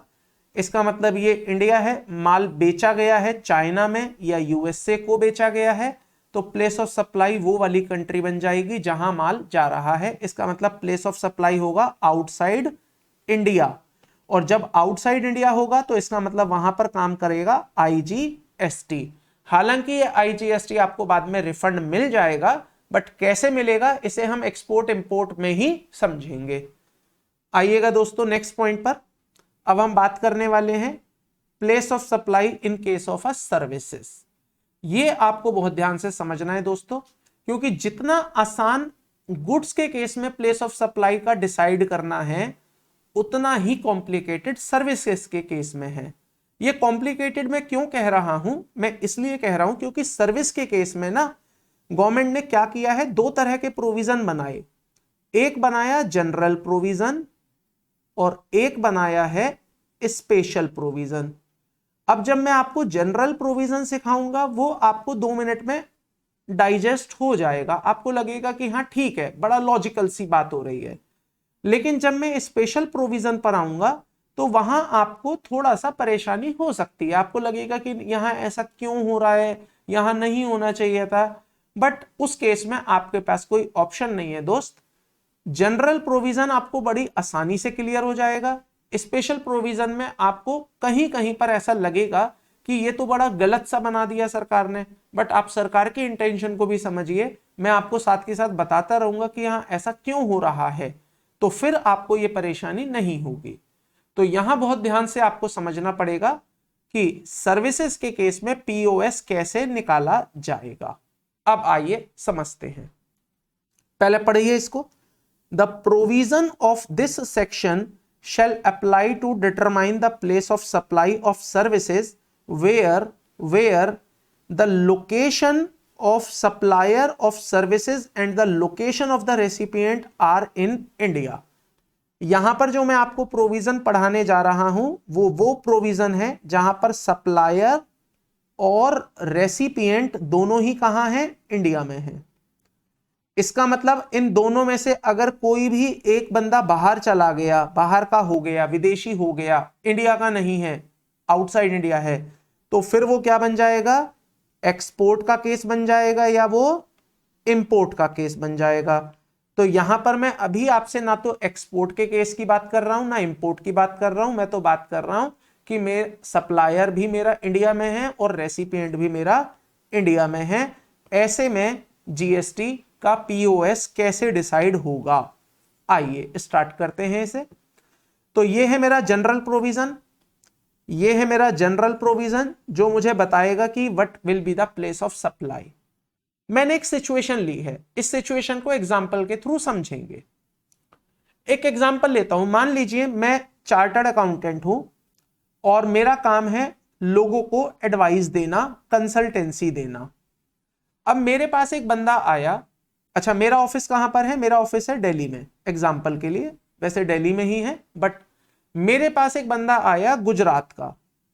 अच्छा ये गुजरात में क्या है, रजिस्टर्ड पर्सन है, मतलब इसके पास अपना एक जीएसटी नंबर है गुजरात का, गुजरात में इसका अपना बिजनेस है।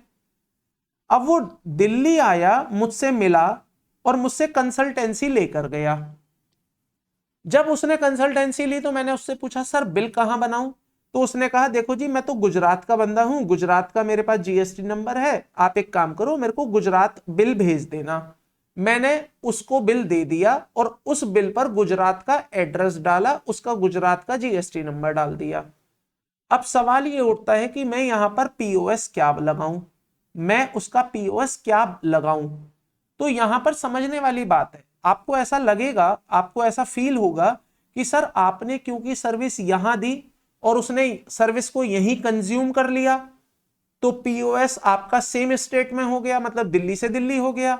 लेकिन दोस्त ऐसा नहीं है, मैंने उसे सर्विस दी यहां पर जरूर है, लेकिन उसने उस सर्विस को अप्लाई कहां किया होगा, उसने इस सर्विस का यूज कहां किया होगा, उसने उस कंसल्टेंसी का, उस एडवाइस का यूज किया होगा गुजरात में अपने बिजनेस में जाकर। मैंने उसे दे जरूर दी सर्विस, मतलब उसके दिमाग में मैंने सर्विस डाल जरूर दी, लेकिन वो सर्विस को लेकर कहां गया, गुजरात लेकर गया। तो ऐसे में मेरा पीओएस बनेगा गुजरात। अब सिंपलिसिटी के लिए आपको बताता हूं, अगर आपने किसी ऐसे बंदे को सर्विस दी है जो जीएसटी में रजिस्टर्ड पर्सन है, तो जहां पर उसका रजिस्ट्रेशन है और आप उस रजिस्ट्रेशन पर अगर बिल बना रहे हैं तो वो जो उसकी लोकेशन है, वो जो उसकी लोकेशन है गुजरात, वो आपका पीओएस बन जाएगा। देखिए अगर आप सर्विस देते हैं किसी रजिस्टर्ड पर्सन को तो जो लोकेशन होगी रेसिपिएंट की, लोकेशन होगी किसकी, रेसिपिएंट की, वो आपके लिए बन जाएगी पीओएस। तो अगर आप दिल्ली में हैं, आपके पास एक ऐसा व्यापारी, ऐसा पर्सन जो जीएसटी में रजिस्टर्ड है, कंसल्टेंसी लेने आता है, सर्विसेज लेने आता है, तो आपके लिए पीओएस बन जाएगा वो राज्य जहां पर आपने उसे बिल दिया या जहां वो रजिस्टर्ड होगा। एंड आई एम एज्यूमिंग कि आप बिल उसी राज्य को बना रहे हो जिसका वो रजिस्ट्रेशन लेकर आया है। एक और एग्जांपल लेते हैं, मेरा ऑफिस है दिल्ली में, मेरे पास एक बिजनेस पर्सन आया, उसका दिल्ली में भी रजिस्ट्रेशन है, उसका महाराष्ट्र में भी रजिस्ट्रेशन है। जब वो मेरे से कंसल्टेंसी लेके जाने लगा, मैंने कहा सर बिल कहां पर बनाना है, तो उसने कहा सर देखो मेरे पास दोनों रजिस्ट्रेशन है, दिल्ली का भी है और मेरे पास महाराष्ट्र का भी है, बताओ कौन सा दूं। मैंने कहा सर जो आप चाहो वो दे दो। तो उसने मेरे को दिल्ली वाला दे दिया। दे सकता है या नहीं दे सकता, दे सकता है। अब मैं बिल किसको करूंगा, दिल्ली को करूंगा। तो जब मैं बिल दिल्ली को करूंगा तो मेरे लिए पीओएस क्या बन जाएगा, दिल्ली बन जाएगा। और अगर यही मेरे को वो महाराष्ट्र का जीएसटी नंबर देता तो मेरे लिए पीओएस क्या बन जाता, महाराष्ट्र बन जाता। क्लियर है आपको, यहां तक कोई कंफ्यूजन कि पीओएस कैसे डिसाइड होगा। चलिए अब एक और केस लीजिए, मान लीजिए मैं चार्टर्ड अकाउंटेंट हूं, मेरे पास एक बंदा आया और वो बंदे के पास अब जीएसटी का नंबर नहीं है, मतलब वो अनरजिस्टर्ड पर्सन है, यूआरपी। अच्छा मैं जीएसटी में आने वाली पूरी जर्नी में जब भी किसी अनरजिस्टर्ड पर्सन की बात करूंगा तो मैं उसे शॉर्ट में लिखूंगा यूआरपी। यूआरपी का मतलब है कि उसके पास जीएसटी नंबर नहीं है। तो वो मेरे पास यूआरपी आया मेरे से सर्विस लेने, और मुझे पता है कि ये कहां से आया है, मुझे पता है कि ये महाराष्ट्र से आया है, मुझे पता है कि ये हरियाणा से आया है, मुझे पता है कि ये यूपी से आया है। इसका मतलब मेरे रिकॉर्ड्स में इसका एड्रेस है कि ये कहां से आया है। तो ऐसे में मेरे लिए पीओएस क्या बनेगा, सरकार कहती है जो रेसिपिएंट की लोकेशन है वो आपका पीओएस बन जाएगा। मतलब आपके पास एक बंदा आया, जीएसटी में उसका कोई रजिस्ट्रेशन नहीं है, वो यूआरपी है, आपने उसे सर्विस दी और आप जानते हैं कि वो कहां से आया है, आप जानते हैं कि आपके अकाउंटिंग रिकॉर्ड में, आपके बिलिंग रिकॉर्ड्स में, आपके डेटा में उसका एड्रेस क्या है, तो आपको पता है कि पीओएस क्या है, उसका लोकेशन, किसका, रेसिपिएंट का लोकेशन। लेकिन अगर आपके पास ऐसा कोई बंदा उठकर आए जो कहे कि मैं कहां से आया हूं मुझे खुद नहीं पता, एक बंदा आया अचानक से आपके पास रिटर्न भरवा के चला गया, आप सीए हैं, आपके पास आया रिटर्न भरवा के आपके पास से रिटर्न भरवा के पैसे देके चला गया, ना आपने उससे पूछा ना उसने आपको बताया वो कहां से आया है, तो ऐसे में आपका पीओएस क्या बन जाएगा, आपका लोकेशन, आपका मतलब जहां पर आपने सर्विस दी है। 3 सिचुएशन समझिए दोस्त, अगर सामने वाला रजिस्टर्ड है तो जहां से वो उठकर आया है, जहां वो बिलिंग बनवाएगा, जहां वो जीएसटी नंबर देगा, जहां का देगा वो पीओएस। अगर वो अनरजिस्टर्ड है और आपको उसका पता मालूम है, आपको उसका एड्रेस मालूम है, आपको लोकेशन मालूम है, तो उसका राज्य पीओएस है। और आपको कुछ नहीं मालूम है, आपके रिकॉर्ड्स में उसका पता नहीं है, बिलिंग भी नहीं है, कुछ भी नहीं है, तो आप जहां पर सर्विस दे रहे हैं वो राज्य आपका पीओएस बन जाएगा। तो आप दिल्ली में है ना, तो आपका पीओएस दिल्ली ही माना जाएगा। एक छोटा सा एग्जांपल और समझाने की कोशिश करता हूं, आपको जल्दी समझ आएगा। आप सब लोग अगर इस वीडियो तक पहुंचे हैं तो डेफिनेटली आपने आरडीवी क्लासेस पर अपने कोर्सेस परचेज करे होंगे। आपने नोटिस किया हो या ना किया हो, जब आपने कोर्स परचेज करे थे तो ऐप ने आपसे पूछा था आपका स्टेट बताइए कहां से हैं आप, पूछा था या नहीं पूछा था, पूछा था। क्यों पूछा था, क्योंकि पीओएस हमें जानना है। अब आरडीवी क्लास जब अपना जीएसटी पे करेगी तो वो जीएसटी कैसे पे करे, आईजी पे करे, एसजी पे करे, सीजी पे करे, तो इसके लिए सर ये जानना जरूरी होगा ना कि उसका पीओएस क्या है। अब आरडीवी तो दिल्ली में है, आरडीवी के पास अगर आप दिल्ली से ही आए हैं तो सीजी और एसजी लगेगा, और अगर आप दिल्ली के बाहर से हैं, कहीं से हैं, तो आईजी लगेगा। अब ऐप में आप ध्यान से देखें तो जीएसटी की कंप्लायंस को पूरा करने के लिए, क्योंकि हमें जानना है कि आप कहां से हैं ताकि हम अपना जीएसटी प्रॉपर पे कर पाए, तो हमने वहां पर एक कंट्रोल बनाया। कंट्रोल क्या, हमने आप ही से पूछिए जी भाई साहब आप कहां से हैं, आपने बताया जी मैं यूपी से हूं, आपने बताया कि मैं हरियाणा से हूं, आपने बताया कि मैं गुजरात से हूं। आज हमारे पास इतने सारे स्टूडेंट्स हैं, इतने सारे प्रोफेशनल्स हैं, इतने सारे अकाउंटेंट हैं, टैक्स एक्सपर्ट्स हैं जो ऐप में जुड़े हुए हैं, और कोई ना कोई कहीं ना कहीं किसी ना किसी स्टेट से बिलोंग करता है। तो ऐसे में क्या हम हर एक को फोन करके पूछेंगे भाई साहब आप कहां से हैं, नहीं।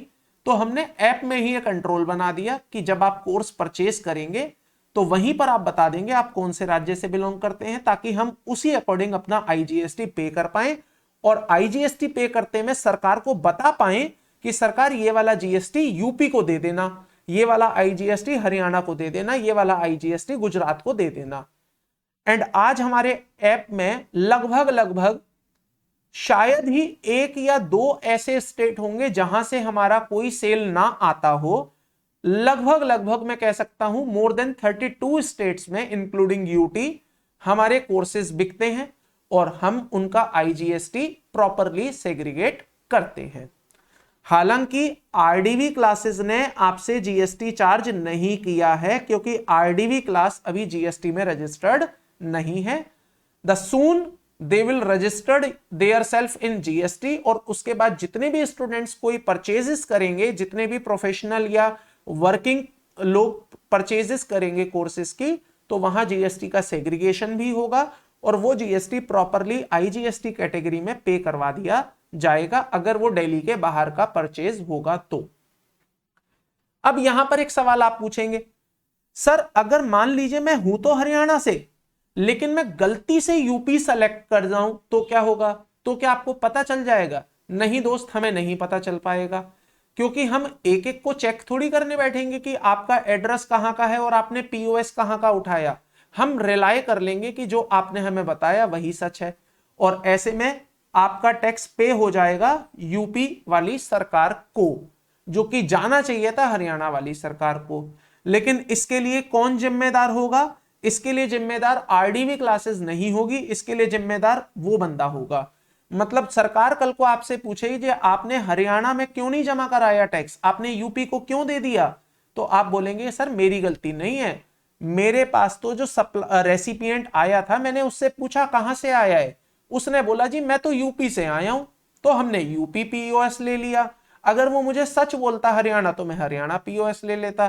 तो यहां पर सप्लायर की गलती नहीं मानी जाएगी, यहां रेसिपिएंट की गलती है, और रेसिपिएंट की गलती की वजह से हरियाणा का नुकसान हो गया, और रेसिपिएंट की गलती की वजह से यूपी को बेवजह फायदा हो गया। तो यहां पर यह है पीओएस का कंसेप्ट, जो आपको समझ में आ गया होगा कि क्यों जरूरी है ये, क्या ऐसी इंपॉर्टेंस है पीओएस की। क्लियर है यहां तक? कोई कंफ्यूजन? तो यहां पर देखिए, अगर आपने सर्विसेज दी हैं अनरजिस्टर्ड पर्सन को और आपको मालूम है उसका एड्रेस क्या है, आपके रिकॉर्ड्स में है उसका एड्रेस, किसके? सप्लायर के। आप सप्लायर हैं, आपने सर्विस दी, सर्विस किसको दी? रेसिपिएंट को दी। रेसिपिएंट का एड्रेस आपको मालूम है, आपको पता है वो यूपी से है, तो ऐसे में क्या होगा? Location of the supplier. ये थोड़ा सा मिस अलाइन है, मतलब इसकी फॉर्मेटिंग आप देखेंगे तो ऊपर नीचे है, बट आप ऐसे समझिए कि इस वाले के लिए और इस वाले के लिए ये दोनों बातें हैं। इसका मतलब location of the supplier important है, sorry location of the recipient important है, रेसिपिएंट कहां पर बैठा है दैट इज इंपॉर्टेंट। और अगर आपको उसका एड्रेस नहीं मालूम है तो फिर भैया जहां आप बैठकर काम कर रहे हो वही आपका पीओएस है।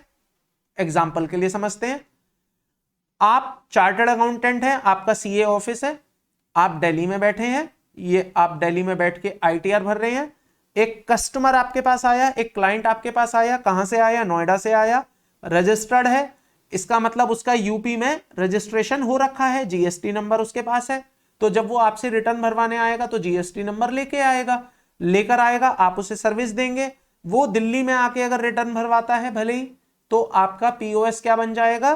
क्योंकि वो नोएडा से आया है और यूपी का नंबर लेकर आया है, तो आपके लिए यूपी इज द पीओएस।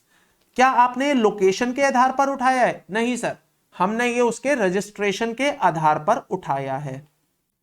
दूसरा एग्जांपल लेते हैं, इस बार आपके पास वही बंदा आया, लेकिन अब वो है अनरजिस्टर्ड, यूआरपी है, आपसे आईटीआर भरवाने आया, आपने आईटीआर भरी, बिल देने के समय आपने पूछा भाई साहब कहां से आए हैं, बताइए, उसने कहा सर मैं नोएडा से आया हूं। आपको पता चल गया कि आपका जो रेसिपिएंट है वो नोएडा में रहता है, तो ऐसे में आपका पीओएस क्या बन जाएगा? नोएडा का मतलब यूपी आपका पीओएस बन जाएगा। ये आपने किस बेसिस पर डिसाइड किया? उसकी लोकेशन के बेसिस पर।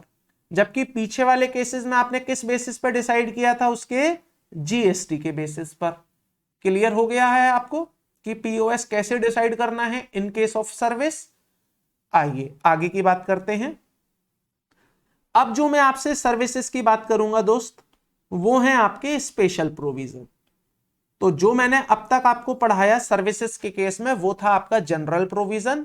अब जो मैं बात करने वाला हूं वो है आपके स्पेशल प्रोविजन, और स्पेशल प्रोविजन में कुछ स्पेशल ही बात होगी, तभी आपको कहा जा रहा है कि ये हैं आपके स्पेशल प्रोविजन। आइए स्टार्ट करते हैं। पहला पॉइंट, सेक्शन 12 सबसेक्शन 3 आपको यह कहता है कि अगर कोई सर्विसेज आप दे रहे हैं which is in relation to immovable property, so if you are providing any services, और वो सर्विसेज किस चीज की हैं? इमूवेबल प्रॉपर्टी के रिलेशन में है। आप इमूवेबल प्रॉपर्टी मान लीजिए किराए पर दे रहे हैं, आप इमूवेबल प्रॉपर्टी मान लीजिए किसी भी पर्पस के लिए दे रहे हैं, इमूवेबल प्रॉपर्टी में कोई काम कर रहे हैं, एनीथिंग, तो वहां पीओएस क्या बनेगा वो आपको यहां पर बताया जा रहा है। पढ़िए, the POS in case of a services, the POS in case of a services in relation to, ऐसी किसी सर्विस के रिलेशन में, ऐसी किसी चीज के रिलेशन में जो कि एक इमूवेबल प्रॉपर्टी है। इमूवेबल प्रॉपर्टी का मतलब आपने पहले समझा हुआ है, मैंने आपको सप्लाई में समझाया था कि इमूवेबल प्रॉपर्टी का मतलब होता है लैंड और बिल्डिंग, और साथ में क्या आ जाता है? टावर। तो land, building and tower are the immovable property. तो लॉ कहता है कि भाई साहब जो पीओएस होगा in case of a services in relation to immovable property including the services provided by architect. तो अगर कोई आर्किटेक्ट अपनी सर्विस प्रोवाइड कर रहा है किसमें, इमूवेबल प्रॉपर्टी में। अगर कोई इंटीरियर डेकोरेटर अपनी सर्विस प्रोवाइड कर रहा है किस चीज से रिलेटेड, इमूवेबल प्रॉपर्टी से रिलेटेड। अगर कोई सर्वेयर अपनी सर्विस प्रोवाइड कर रहा है किस चीज से रिलेटेड, इमूवेबल प्रॉपर्टी से रिलेटेड। अगर कोई इंजीनियर अपनी सर्विस प्रोवाइड कर रहा है किस चीज से रिलेटेड, इमूवेबल प्रॉपर्टी से रिलेटेड। अगर कोई अदर एक्सपर्ट या एस्टेट एजेंट अपनी सर्विस प्रोवाइड कर रहा है किस चीज से रिलेटेड, इमूवेबल प्रॉपर्टी से रिलेटेड। तो ऐसे में आपका प्लेस ऑफ सप्लाई क्या होगा, ऐसे में आपका प्लेस ऑफ सप्लाई होगा the location of immovable property. जहां आपकी इमूवेबल प्रॉपर्टी है वही आपका पीओएस बन जाएगा। अभी एग्जांपल लूंगा मैं इसका, बट इससे पहले एक और पॉइंट समझिए। Any service provided by way of a grant of right to use immovable property for carrying out और कोऑर्डिनेशन ऑफ कंस्ट्रक्शन वर्क और by way of a lodging accommodation. मान लीजिए आप अपने होटल्स किराए पर देते हैं, मान लीजिए आप अपने इन्स किराए पर दे देते हैं, गेस्ट हाउस किराए पर दिया, होम स्टे दिया, क्लब दिया, या camp site by what ever name cold house boat और एनी अदर वेसल। अगर आपने ये सब चीजें किराए पर दी हैं या कोई एकोमोडेशन दिया है आपने इमूवेबल प्रॉपर्टी में for any marriage, reception, matter related या कोई भी एक्टिविटीज जहां पर इमूवेबल प्रॉपर्टी कहानी में आ जाती है, तो ऐसा कोई भी किराया, ऐसी कोई भी यूज, ऐसा कोई भी सर्विस जो कि in relation to immovable property है, तो आपका पीओएस क्या बन जाएगा, आपका पीओएस बन जाएगा the location of immovable property. आपकी लोकेशन पीओएस वो बनेगा जहां इमूवेबल प्रॉपर्टी मौजूद है। क्लियर है? और भी कुछ सर्विस हैं दोस्त इसमें, वो बाद में देखेंगे, पहले इसका एग्जांपल देख लेते हैं इमूवेबल प्रॉपर्टी का जो मैंने आपको बोला। सपोज करिए, छोटा सा एग्जांपल लेता हूं, आप दिल्ली में हैं, आपका होटल है दिल्ली में, आपका होटल है दिल्ली में, आपके पास एक महाराष्ट्र का कस्टमर आया, क्लाइंट आया, वो आपके होटल में 6 नाइट 7 डेज रहेगा, स्टे करेगा। स्टे करने का पर्पस है उसका बिजनेस मीटिंग्स, वो इस होटल में बिजनेस की मीटिंग्स करने आया है। एंड ऑब्वियसली जब वो इस होटल में रहेगा तो आप उसे इनवॉइस देंगे, आपके लिए सप्लाई है। जब ये आपके लिए सप्लाई है और महाराष्ट्र का एक बंदा आपको आपके होटल में रहने की वजह से बिल ले रहा है, तो वो आपको अपना जीएसटी नंबर देगा। वो कहेगा भाई साहब जरा मेरा जीएसटी नंबर भी ले लो और जब बिल बनाओ तो मेरे जीएसटी नंबर पर बना देना। बताइए आपके लिए पीओएस क्या होगा? अभी आपने पढ़ा जनरल प्रोविजन सर्विस के केस में, अच्छा इसे हम सर्विस मानते हैं, ये बात क्लियर है? हमने क्या समझा था? Any facilities in relation to immovable property are treated as supply of service, not supply of goods. तो ये सर्विस है। अब जब सर्विस है तो आप पीओएस क्या लेंगे? क्योंकि आपको पता है सामने वाला जीएसटी में रजिस्टर्ड है, तो सर हम एक काम करेंगे, उसका जो जीएसटी नंबर होगा उससे निकाल लेंगे पीओएस। बट ऐसा आपको नहीं करना है दोस्त। हमने अभी क्या समझा? Any service in relation to the immovable property, उस केस में आपका पीओएस क्या होगा? The location where the immovable property located. तो आपका पीओएस क्या बन जाएगा? आपका पीओएस बनेगा सर दिल्ली, और आप क्या लगाएंगे? सीजी और एसजी। आप नहीं लगाएंगे यहां पर आईजी, आप नहीं लगाएंगे यहां पर आईजी। तो इसका मतलब सीधा सीधा मतलब यह हुआ, अगर आप कोई इमूवेबल प्रॉपर्टी के रेस्पेक्ट में सर्विसेज दे रहे हैं तो आप तो वहां हमेशा अपना वाला ही टैक्स लगाएंगे, सीजी और एसजी। आपको फर्क नहीं पड़ता कि सामने वाला रजिस्टर्ड है या सामने वाला अनरजिस्टर्ड पर्सन है, आपको कोई फर्क इस बात से नहीं पड़ना चाहिए। आप नोटिस करिए, आप किसी भी होटल में जाइए, किसी भी होटल में चले जाइए, आप एक बार उनसे बिल मांग के देखिए। होटल का मतलब मैं एकोमोडेशन वाले होटल की बात कर रहा हूं, मैं खाने वाले की बात नहीं कर रहा हूं अभी। तो आप उनसे बिल मांगिए, भले ही वो बिल रजिस्टर्ड हो, भले ही वो बिल अनरजिस्टर्ड हो, मतलब भले ही वो बिल आपको दिया है और आप रजिस्टर्ड हैं, भले ही वो बिल आपको दिया है और आप यूआरपी हैं, आपको उस बिल पर सीजीएसटी प्लस एसजीएसटी या फिर यूटीजीएसटी ही लिखा हुआ दिखाई देगा। आपको वहां पर आईजीएसटी लिखा हुआ नहीं दिखाई देगा। उसका रीजन यही है कि जहां पर प्रॉपर्टी, इमूवेबल प्रॉपर्टी लोकेट करती है, वही आपका पीओएस बन जाता है। क्लियर है? देखिएगा फिर से एक बार, any services in relation to immovable property including these kind of services, the place of supply would be location at which the immovable property or boat or vessel is located or intended to be located. Clear है? तो place of supply क्या बन जाएगी? जहां आपकी immovable property exist करती है, जहां आपकी इमूवेबल प्रॉपर्टी एग्जिस्ट करती है, वो आपका पीओएस बन जाएगा।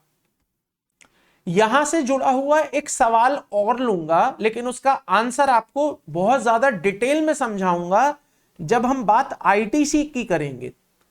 सवाल यह है सर, ये जो मुंबई का मेरे पास कस्टमर आया था, दिल्ली के होटल में रहने आया था, मुंबई वाले ने बिल मांगा था, मैंने उसे बिल दिया था मैंने सीजी और एसजी लगाकर। अब सवाल यह उठता है कि जब वो महाराष्ट्र में जाएगा तो क्या महाराष्ट्र में वो इस सीजी और एसजी का आईटीसी ले पाएगा या नहीं ले पाएगा? I will answer that question in detail when we will discuss the ITC concept. But ले पाएगा या नहीं ले पाएगा, यह बड़ा इंटरेस्टिंग सवाल है। अक्सर यहां पर प्रैक्टिकली कंफ्यूजन होती है, तो इसे हम आईटीसी में बहुत ज्यादा डिटेल में डिस्कस करेंगे, ले पाएगा या नहीं ले पाएगा। ठीक है, तो इसको मैं होल्ड रखूंगा and I will answer that question while we will discuss the input tax credit concepts. आइए बात करते हैं।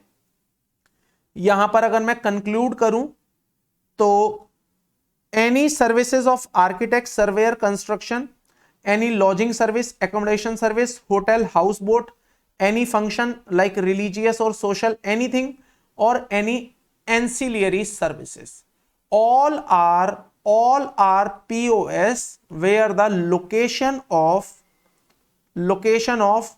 immovable property exist। तो जहां पर immovable property है वही उसका POS बन जाएगा, वही उसका पीओएस बन जाएगा। आइएगा दोस्तों, अब हम और कुछ स्पेसिफिक सर्विसेज के रेस्पेक्ट में समझेंगे पीओएस क्या होता है and with their logic as well. यहां पर आपको अलग अलग सिनेरियो में अलग अलग पीओएस समझाए जाएंगे। आपको ऐसा लगेगा कि यहां ऐसा क्यों हो रहा है, बट मैं आपको लॉजिक भी बताऊंगा कि यहां ऐसा क्यों हो रहा है। सो यहां पर मैंने कुछ सर्विसेज ली हैं, यहां पर कुछ सिचुएशंस ली हैं, और यहां फाइनल आपको आंसर मिलेगा कि पीओएस क्या होगा। आइए पहली सर्विस हम पढ़ते हैं। The first service that we have is restaurant, catering, beauty treatment, gym, salon. चाहे आप यहां पर आए हैं और आप रजिस्टर्ड हैं या नहीं हैं, आप यहां पर सर्विस लेने आए, वो आप रजिस्टर्ड हैं या नहीं हैं, मतलब जो रेसिपिएंट है अगर वो रजिस्टर्ड है तो भी, और अगर वो यूआरपी है तो भी दोनों ही सिनेरियो में the POS shall be the location where such service are performed. जहां पर ये सर्विस दी जाएंगी, आई मीन टू से एक जिम है, अब जिम में कस्टमर आते होंगे, बहुत सारे आते होंगे, रजिस्टर्ड भी आते होंगे, अनरजिस्टर्ड भी आते होंगे, आपके नियर बाय एरिया के भी आते होंगे और आपके दूसरे राज्यों के भी आते होंगे। अब मान लीजिए गुड़गांव में एक जिम है, मैं दिल्ली में रहता हूं, मैं गुड़गांव के उस जिम में जाकर जिम करने लगूं, तो उस गुड़गांव वाले जिम के लिए पीओएस क्या बनेगा? द गुड़गांव। जो हरियाणा है वही उसका पीओएस बनेगा। रीजन क्या है सर इसका, क्या ऐसा लॉजिक है? देखिए, जिम चल के नहीं आया है मेरे को सर्विस देने, मैं उसके पास चलकर गया हूं सर्विस लेने। उसने सर्विस कहां दी? उसने तो जिम के अंदर ही सर्विस दी ना। मैं अगर केटरिंग करवाने जाऊंगा तो सर्विस कहां दे रहा है? वहीं दे रहा है। मैं ब्यूटी ट्रीटमेंट करवाने जाऊंगा तो वो सर्विस कहां दे रहा है? वहीं दे रहा है। मैं रेस्टोरेंट में जाऊंगा तो रेस्टोरेंट वाला मुझे सर्विस कहां दे रहा है? वहीं दे रहा है। अब मैं हल्दीराम की दुकान में चढ़ के अगर ये बोलूं जी मुझे 1 प्लेट भल्ले पापड़ी की टिक्की की बना के दे दो, तो मैंने सर्विस कहां कंज्यूम करी? मैंने वहीं तो करी। ये बात और है मैं पैक करवा के ले आऊंगा, ये बात और है। लेकिन उसको तो क्या दिख रहा है कि मैंने सर्विस कहां कंज्यूम करी? मैंने सर्विस वहीं कंज्यूम कर ली। तो ऐसे में पीओएस क्या बन जाएगा? वो जगह जहां सर्विस परफॉर्म्ड की गई। तो अगर मैं दिल्ली के जिम में जाता हूं तो दिल्ली वाले जिम के लिए पीओएस दिल्ली बनेगा। मैं यही महाराष्ट्र के जिम में जाके 2 दिन जिम करके आऊं, पैसे देके आऊं, तो वहां पर उसका पीओएस महाराष्ट्र ही रहेगा, दिल्ली नहीं बन जाएगा। केवल इसलिए कि मैं रजिस्टर्ड हो गया हूं तो मैं अपने जीएसटी के आधार पर उसका पीओएस बदल दूंगा? नो। मैं भले ही रजिस्टर्ड हूं, मैं भले ही रजिस्टर्ड नहीं हूं, मेरा पीओएस मतलब उस सर्विस प्रोवाइडर का, सप्लायर का जो पीओएस होगा वो वही रहेगा जहां उसने सर्विस दी। क्लियर? दूसरा केस लेते हैं। दूसरी सर्विस है ट्रेनिंग एंड परफॉर्मेंस अप्रेजल। तो अगर मान लीजिए एक पर्सन है, एक सप्लायर है जो आपको ट्रेनिंग देने का काम करता है या परफॉर्मेंस अप्रेजल का काम करता है। अब उसके पास एक बंदा आया, रजिस्टर्ड बंदा आया, तो ऐसे में पीओएस क्या होगा? और उसके पास एक बंदा आया, अनरजिस्टर्ड बंदा आया, तो पीओएस क्या होगा? अगर रजिस्टर्ड बंदा आएगा तो पीओएस बनेगा location of the recipient. Example के लिए समझते हैं। मान लीजिए मैं दिल्ली में एक कोचिंग इंस्टीट्यूट चलाता हूं, ट्रेनिंग सेंटर है मेरा। मैं income tax, GST, balance sheet, ROC, इन सब पर प्रैक्टिकल कोर्सेज बनाता हूं। मैंने बनाया। अब मेरे को एक कंपनी ने अप्रोच किया, मान लीजिए कंपनी नेम इज XYZ। उसने मेरे को बोला कि सर हम चाहते हैं कि आप हमारे एम्प्लॉइज को इनकम टैक्स, जीएसटी, आरओसी पर ट्रेनिंग दे, प्रैक्टिकली ट्रेनिंग दे। मैंने कहा जी दे देंगे। मैं पहुंच गया उनके पास ट्रेनिंग देने, या वो मेरे पास आ गए ट्रेनिंग लेने। ट्रेनिंग कंप्लीट हो गई, मैंने अब बिल बनाने की बारी आई। मैंने उनसे पूछा हाँ जी भाई साहब बिल बनाना है, क्या आपके पास जीएसटी नंबर है? उन्होंने कहा हाँ है। मैंने कहा कहां का है? कह रहे जी हम तो महाराष्ट्र में हैं। मैंने कहा लाओ जी महाराष्ट्र का जीएसटी नंबर दे दो, बताओ मेरे लिए पीओएस क्या बनेगा? मेरे लिए पीओएस बनेगा Maharashtra. On the other hand मैंने उनसे पूछा हाँ जी भाई साहब आपके पास जीएसटी नंबर है? वो कह रहे नहीं जी मेरे पास जीएसटी नंबर नहीं है, मैं तो अनरजिस्टर्ड हूं। तो यहां पर फिर देखा जाएगा कि मैंने सर्विस कहां पर दी। अगर मैंने सर्विस वहां जाकर दी तो मेरा पीओएस बनेगा महाराष्ट्र, और अगर उन्होंने मेरे दिल्ली में आकर सर्विस ली तो पीओएस बनेगा दिल्ली। तो यहां लिखा है कि अगर अनरजिस्टर्ड को सर्विस दे रहे हैं, the location where such services are performed, जहां पर वो सर्विस परफॉर्म की गई। तो अगर वो दिल्ली आए थे तो पीओएस दिल्ली है, मैं महाराष्ट्र जाके सिखा के आया हूं तो पीओएस महाराष्ट्र बन जाएगा। आई होप ये सर्विस क्लियर हो गई होगी आपको। आइए नेक्स्ट सर्विस की बात करते हैं। Any service in relation to admission to an event और amusement park, that is the entry ticket. आप मान के चलिए वाटर पार्क गए, आप डिज्नी वाटर पार्क गए या डिज्नी आइलैंड गए, वहां पर आपने एंट्री ली, तो डिज्नी आइलैंड वाले ने आपको सप्लाई करी है, सर्विसेज की सप्लाई हुई है, तो ऐसे में उसका पीओएस क्या बनेगा? ऐसे में पीओएस बनेगा, चाहे आप रजिस्टर्ड हैं या नहीं, उसकी लोकेशन जहां पर इवेंट हुआ, जहां पर वो अम्यूजमेंट पार्क यूज हुआ। तो अम्यूजमेंट पार्क तो चलकर आएगा नहीं आपके दिल्ली, वो तो अगर मान लीजिए महाराष्ट्र में है, आप भले ही दिल्ली से जाएं, आप भले ही गुजरात से जाएं, आप भले ही महाराष्ट्र से जाएं, आप भले ही रजिस्टर्ड हैं, आप भले ही अनरजिस्टर्ड हैं, उसके लिए तो अम्यूजमेंट पार्क वहीं का वहीं रहेगा। तो आपका अम्यूजमेंट पार्क वाले के लिए जो पीओएस बनेगा वो लोकेशन होगी जहां पर इवेंट हुआ है, जहां पर अम्यूजमेंट पार्क की एक्टिविटी परफॉर्म्ड हुई है। क्लियर है यहां तक? Any doubt, any confusion till this point of a time? No. चलिए आइएगा दोस्तों, नेक्स्ट सर्विस डिस्कस कर लेते हैं। The next service is in relation to event management और स्पॉन्सरशिप सर्विस।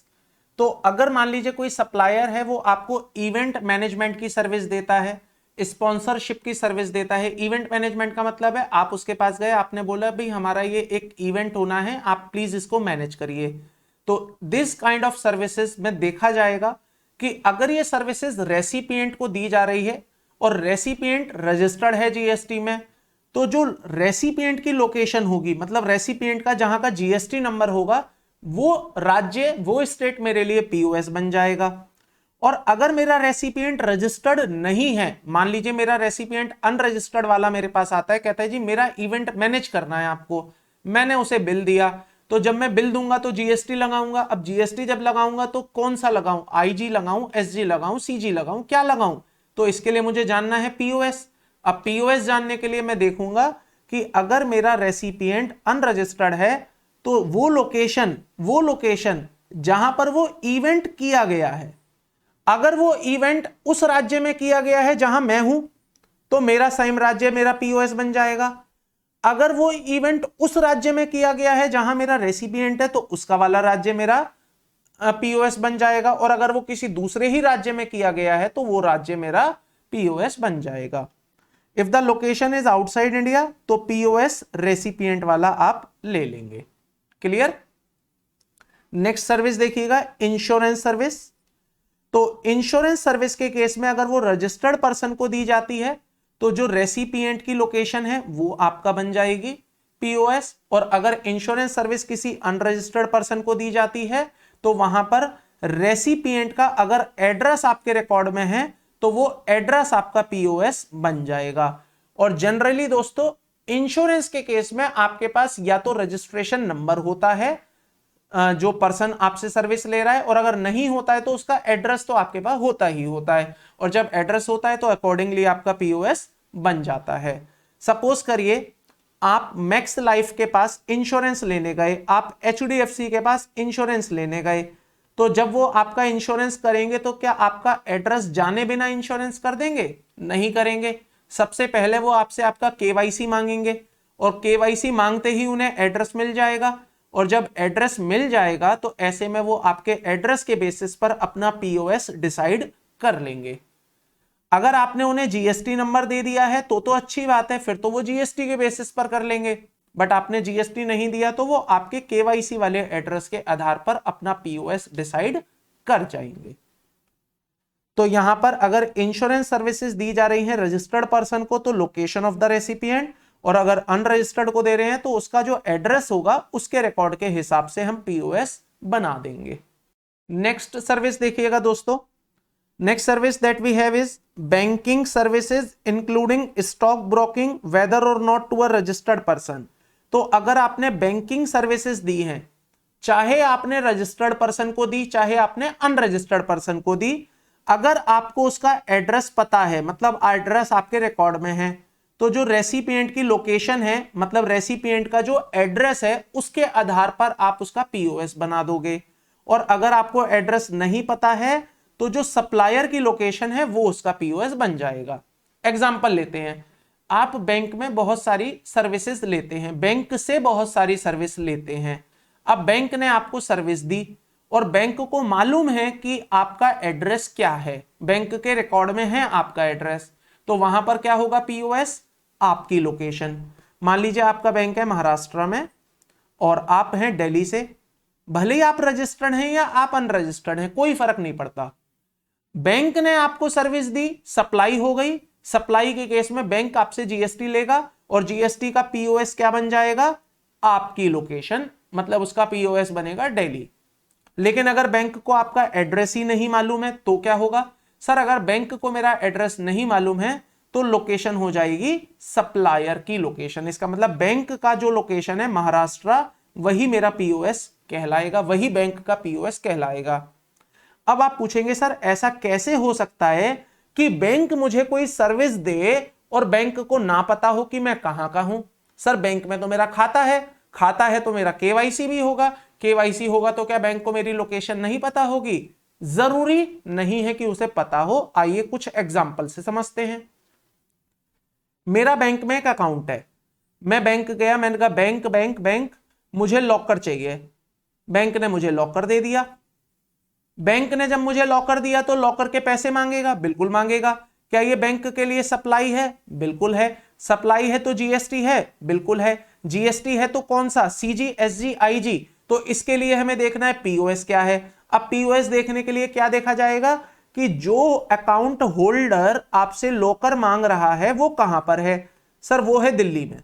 अच्छा बैंक कहां है? बैंक है महाराष्ट्र में। तो बैंक के लिए पीओएस क्या बन जाएगा? दिल्ली बन जाएगा। सर दिल्ली बन जाएगा, दिल्ली। क्योंकि मैं कहां हूं? मैं तो दिल्ली में हूं। मैंने सर्विस कहां मांगी? महाराष्ट्र में बैंक से मांगी, और मेरा रजिस्टर्ड एड्रेस या मेरा एड्रेस दिल्ली का है, तो मेरा बैंक के लिए पीओएस दिल्ली होगा। अब एक और एग्जांपल लेते हैं। मैं दिल्ली से एक दिन महाराष्ट्र गया हुआ था किसी काम से, मुझे इनकम टैक्स डिपार्टमेंट जाना था। इनकम टैक्स डिपार्टमेंट कहां के? महाराष्ट्र के। मैं चला गया। अब जब मैं इनकम टैक्स डिपार्टमेंट गया तो डिपार्टमेंट ने मुझे बोला कि आपके क्लाइंट की फाइल पर हमें एक डीडी चाहिए, हमें एक डिमांड ड्राफ्ट चाहिए। अब वो डिमांड ड्राफ्ट कहां से बनाऊं? क्या मैं दिल्ली वापस आऊं उसके लिए? नहीं।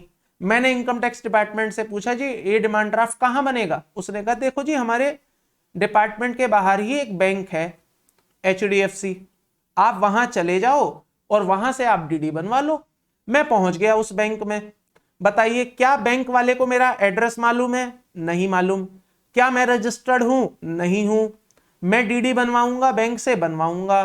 बैंक डीडी बनाएगा? बनाएगा। पैसे मांगेगा? मांगेगा। वो मेरे से 100 रुपए लेगा डीडी बनाने के, प्लस जीएसटी मांग लेगा। तो जब ये जीएसटी बैंक वाला जमा कराएगा सरकार को तो क्या पीओएस डालेगा? बैंक वाले को क्या पता मैं कहां से आया हूं? बैंक वाले को ना तो ये पता मैं दिल्ली से आया हूं, ना बैंक वाले को ये पता मैं महाराष्ट्र से आया हूं। बैंक वाले को तो कुछ पता ही नहीं है। अब आप बताइए क्या बैंक के पास मेरा एड्रेस है? नहीं है। और जब नहीं है तो बैंक वाला पीओएस क्या ले लेगा? CG plus SG. इसका मतलब क्या ले लेगा? इसे इंट्रा ले लेगा। बताइए क्लियर हो रहे हैं हम इस बात पर या नहीं? नेक्स्ट सर्विस देखिएगा, एनी एडवर्टीजमेंट सर्विस। अगर आप कोई एडवर्टीजमेंट सर्विस लेते हैं, और ध्यान से सुनिएगा, ये सर्विस आपने किसे दी है? सेंट्रल गवर्नमेंट को दी है, स्टेट गवर्नमेंट को दी है, स्टैट्यूटरी बॉडी को दी है, लोकल अथॉरिटीज को दी है, या स्टेट्स को दी है, या यूटी को दी है। तो ऐसे में हर वो स्टेट जहां जहां आपने सर्विस प्रोवाइड करी है, प्रोपोर्शनेट बेसिस पर, एग्रीमेंट के आधार पर वो आपका पीओएस बनेगा। एग्जाम्पल से समझते हैं इस बात को। मान लीजिए मेरी एक कंपनी है, उस कंपनी का काम है तिरंगा बनाना। तिरंगा, हर घर तिरंगा स्कीम के तहत मुझसे भारतीय जनता पार्टी ने बोला, एग्जाम्पल है, प्लीज भावनाओं पर मत जाना, कहीं आप बिल्कुल ऐसे इमोशनल हो जाओ कि सर बीजेपी ने ही क्यों बोला, कांग्रेस ने क्यों नहीं बोला, आम आदमी पार्टी ने क्यों नहीं बोला। तो एग्जाम्पल को एग्जाम्पल की भावनाओं से ही समझना। तो मेरी एक कंपनी है, तिरंगा मैन्युफैक्चर करता हूं, मैं बनाता हूं। भारतीय जनता पार्टी ने मुझसे बोला कि आप हमारे लिए 1 करोड़ तिरंगा बनाएंगे। मैंने भारतीय जनता पार्टी से एग्रीमेंट किया। मैंने कहा सर मुझे ये बताओ कि ये जो तिरंगा होगा कहां कहां लगाया जाएगा।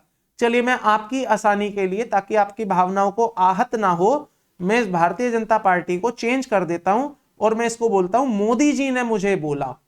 मोदी जी ने बोला जी हर घर तिरंगा की स्कीम के तहत 1 करोड़ तिरंगा आप हमें बना के दे दो। एग्रीमेंट हो गया मेरा। अब क्या 1 करोड़ तिरंगे में मोदी जी के ऑफिस में जाके रखे आऊंगा, ये लो मोदी जी अपने 1 करोड़ तिरंगे? नहीं। मोदी जी कह रहे हैं देखो तिरंगे बनाना, और तिरंगे बनाने के बाद एक काम करना, कुछ तिरंगे दिल्ली को दे देना, कुछ यूपी में भेज देना, कुछ गुजरात में भेज देना, कुछ महाराष्ट्र को दे देना, कुछ ममता दीदी को भी दे आना, और कुछ पंजाब में भी दे आना। मैंने कहा ठीक है जी दे आऊंगा। कितने कितने? उन्होंने बोला एक काम करना, 10 लाख यहां दे देना, 10 लाख यहां दे देना, 10 लाख तिरंगे यहां दे देना, और हर जगह 10-10 लाख रुपए, वो 10-10 लाख तिरंगे दे देना। मैंने दे दिए। अब सवाल ये उठता है मेरा पीओएस क्या होगा? क्या मेरा पीओएस मोदी जी होंगे? मोदी जी थोड़ी पीओएस होंगे। पीओएस तो मतलब मैंने सप्लाई कहां करी। तो यहां पर क्या होगा, मेरा पीओएस बट जाएगा। जितना तिरंगा मैंने दिल्ली को दिया उतना प्रोपोर्शनेट मेरा पीओएस दिल्ली बन जाएगा, जितना तिरंगा मैंने यूपी को दिया उतना प्रोपोर्शनेट पीओएस मेरा यूपी बन जाएगा, और जितना मैंने गुजरात को दिया गुजरात, अकॉर्डिंगली पंजाब, महाराष्ट्र, वेस्ट बंगाल मेरा पीओएस बन जाएगा। Are you clear on this part? आइए नेक्स्ट सर्विस देखते हैं। Any services on board vessel, aircraft, train, motor vehicle. तो अगर कोई सर्विसेज बोर्ड में दी जा रही है, वेसल में, एयरक्राफ्ट में, ट्रेन में, मोटर व्हीकल में दी जा रही है, चाहे पर्सन आपका रजिस्टर्ड है या नहीं, जहां पर लोकेशन स्टार्ट हुई है, जहां से location of the journey start. Example के लिए समझते हैं इस बात को। आप दिल्ली से महाराष्ट्र ट्रेवल कर रहे थे वोल्वो में, आप दिल्ली से महाराष्ट्र ट्रेवल कर रहे थे वोल्वो में। अब आप दिल्ली से बैठे, महाराष्ट्र तक जाना है, बीच में बहुत सारे लोकेशन पड़े होंगे। गुजरात आपने क्रॉस किया होगा, आपने राजस्थान भी क्रॉस किया होगा, आपने मध्य प्रदेश को भी क्रॉस किया होगा, और इवेंचुअली आपने यूपी भी क्रॉस किया होगा। अब आपकी जर्नी स्टार्ट हुई थी दिल्ली से, आपको कोई सर्विसेज दी गई, आपको कोई सर्विसेज दी गई वॉल्वो में, और वो सर्विसेज एक्चुअली में दी गई राजस्थान वाली लोकेशन में। मतलब जब वॉल्वो चल रही थी राजस्थान के अंदर, आपको सर्विस वहां दी गई। तो बताइए, वॉल्वो कंपनी के लिए जो बस ऑपरेटर है उसके लिए पीओएस क्या बनेगा?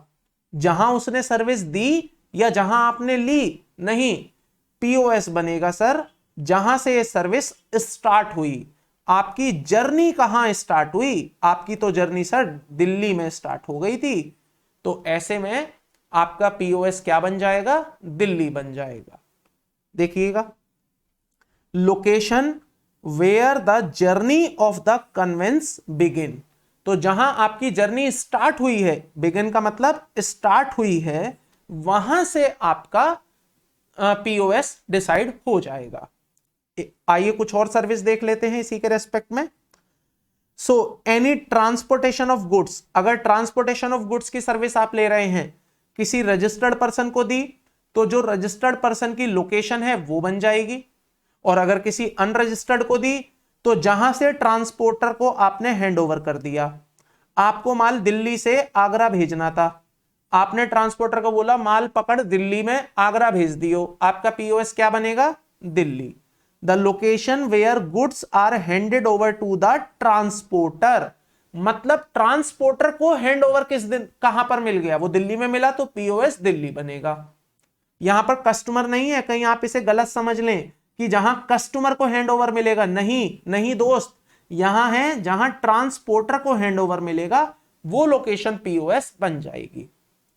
और अगर बात करें हम पैसेंजर के ट्रांसपोर्टेशन के सर्विसेज की, तो अगर वो रजिस्टर्ड पर्सन को हो रही है तो रेसिपिएंट की लोकेशन, और अगर वो रजिस्टर्ड को नहीं हो रही है तो वहां जहां से बस की शुरुआत हुई, जहां से जर्नी की शुरुआत हुई। क्लियर? तो वो लोकेशन जहां से आपकी बस ने आपकी जर्नी स्टार्ट हुई है, जहां से आपकी बस स्टार्ट हुई है, वो लोकेशन आपका पीओएस बन जाएगा। देखिएगा, location where the journey of passenger began for a continuous journey. Clear है? एक एग्जांपल से समझते हैं। मेरी एक बस दिल्ली से महाराष्ट्र जा रही थी, बीच में बहुत सारे राज्य पड़े, यूपी, यूपी के बाद राजस्थान, राजस्थान के बाद पड़ा मध्य प्रदेश, और उसके बाद पड़ा गुजरात, तब पहुंचा मैं महाराष्ट्र। तो दिल्ली से यूपी, यूपी से राजस्थान, राजस्थान से एमपी, एमपी से गुजरात, देन महाराष्ट्र। एक बंदा दिल्ली से चढ़ा, तो इस बस ऑपरेटर के लिए इस वाली सप्लाई के रेस्पेक्ट में पीओएस क्या बन गया? दिल्ली बन गया। दिल्ली बन गया। चलिए, बात खत्म हो गई। अब एक बंदा आया जो राजस्थान से बैठेगा इस बस में, क्या बस ऑपरेटर के लिए सप्लाई है? बिल्कुल है, ये बिल देगा, सप्लाई है, पैसे लेगा, सप्लाई है। अब जब सप्लाई है तो पीओएस क्या है? पीओएस क्या है? The location of the passenger जो अपनी जर्नी स्टार्ट कर रहा है जहां से, पढ़िए, location where the journey of passenger begin, journey of bus begin नहीं, जर्नी ऑफ बस नहीं, जर्नी ऑफ पैसेंजर। पैसेंजर ने कहां से शुरुआत करी? सर पैसेंजर ने तो राजस्थान से शुरुआत करी है, तो हमारा पीओएस राजस्थान बनेगा। एंड सिमिलरली अगर कोई बंदा गुजरात में बैठेगा तो उसका पीओएस क्या बन जाएगा? फिर गुजरात बन जाएगा। ये पीओएस किसके लिए बना रहे हैं हम? सर ये हम पीओएस बना रहे हैं सप्लायर के लिए, रेसिपिएंट के लिए नहीं, सप्लायर के लिए। अगर मान लो महाराष्ट्र में ही कोई बंदा बैठे और महाराष्ट्र में ही उतर जाए तो उसका पीओएस बस ऑपरेटर वाले के लिए क्या बनेगा? उसका पीओएस बनेगा Maharashtra. Are you getting on this part or not? Clear है सभी? क्लियर है। तो दोस्तों ये है आपका कंसेप्ट प्लेस ऑफ सप्लाई के रेस्पेक्ट में। आई होप आपको प्लेस ऑफ सप्लाई क्लियर हो गया होगा। प्लेस ऑफ सप्लाई क्यों करना है? क्योंकि हमें यह डिसाइड करना है कि हम आईजी लगाएं, सीजी लगाएं, एसजी लगाएं। और देखिए जनरली हो सकता है अभी तक आपकी अंडरस्टैंडिंग सही आती हो इनके रेस्पेक्ट में, लेकिन आज की इस क्लास को या सेशन को देखने के बाद मेरा ऐसा मानना है कि कहीं ना कहीं आपने कुछ चीजें तो ऐसी सीखी ही होंगी जो आज से पहले आपको शायद ना पता हो, या पता हो लेकिन लॉजिक के साथ ना पता हो कि ऐसा क्यों होता है। और हो सकता है आपको शायद ना भी पता हो और आप वहां पर अपना कुछ भी अंदाजे से काम कर रहे हो। बट प्लीज आज के इस सेशन को देखने के बाद, क्लास के बाद, आप कोई भी काम अंदाजे से ना करें, जो भी काम करें प्रॉपर लॉ के हिसाब से करें। तो दोस्तों आई होप आज की क्लास आपको पूरी समझ आ गई होगी। कोई कंफ्यूजन एंड कोई डाउट अगर आपको है तो आप डायरेक्टली मुझसे कनेक्ट हो सकते हैं व्हाट्सएप पर, कॉल पर, ईमेल पर, आपकी अपनी क्वेरीज के सॉल्यूशन के लिए। आज के लिए इतना ही। आपसे मुलाकात होती है फिर नेक्स्ट क्लास, नेक्स्ट सेशन में। Till then thank you, bye bye.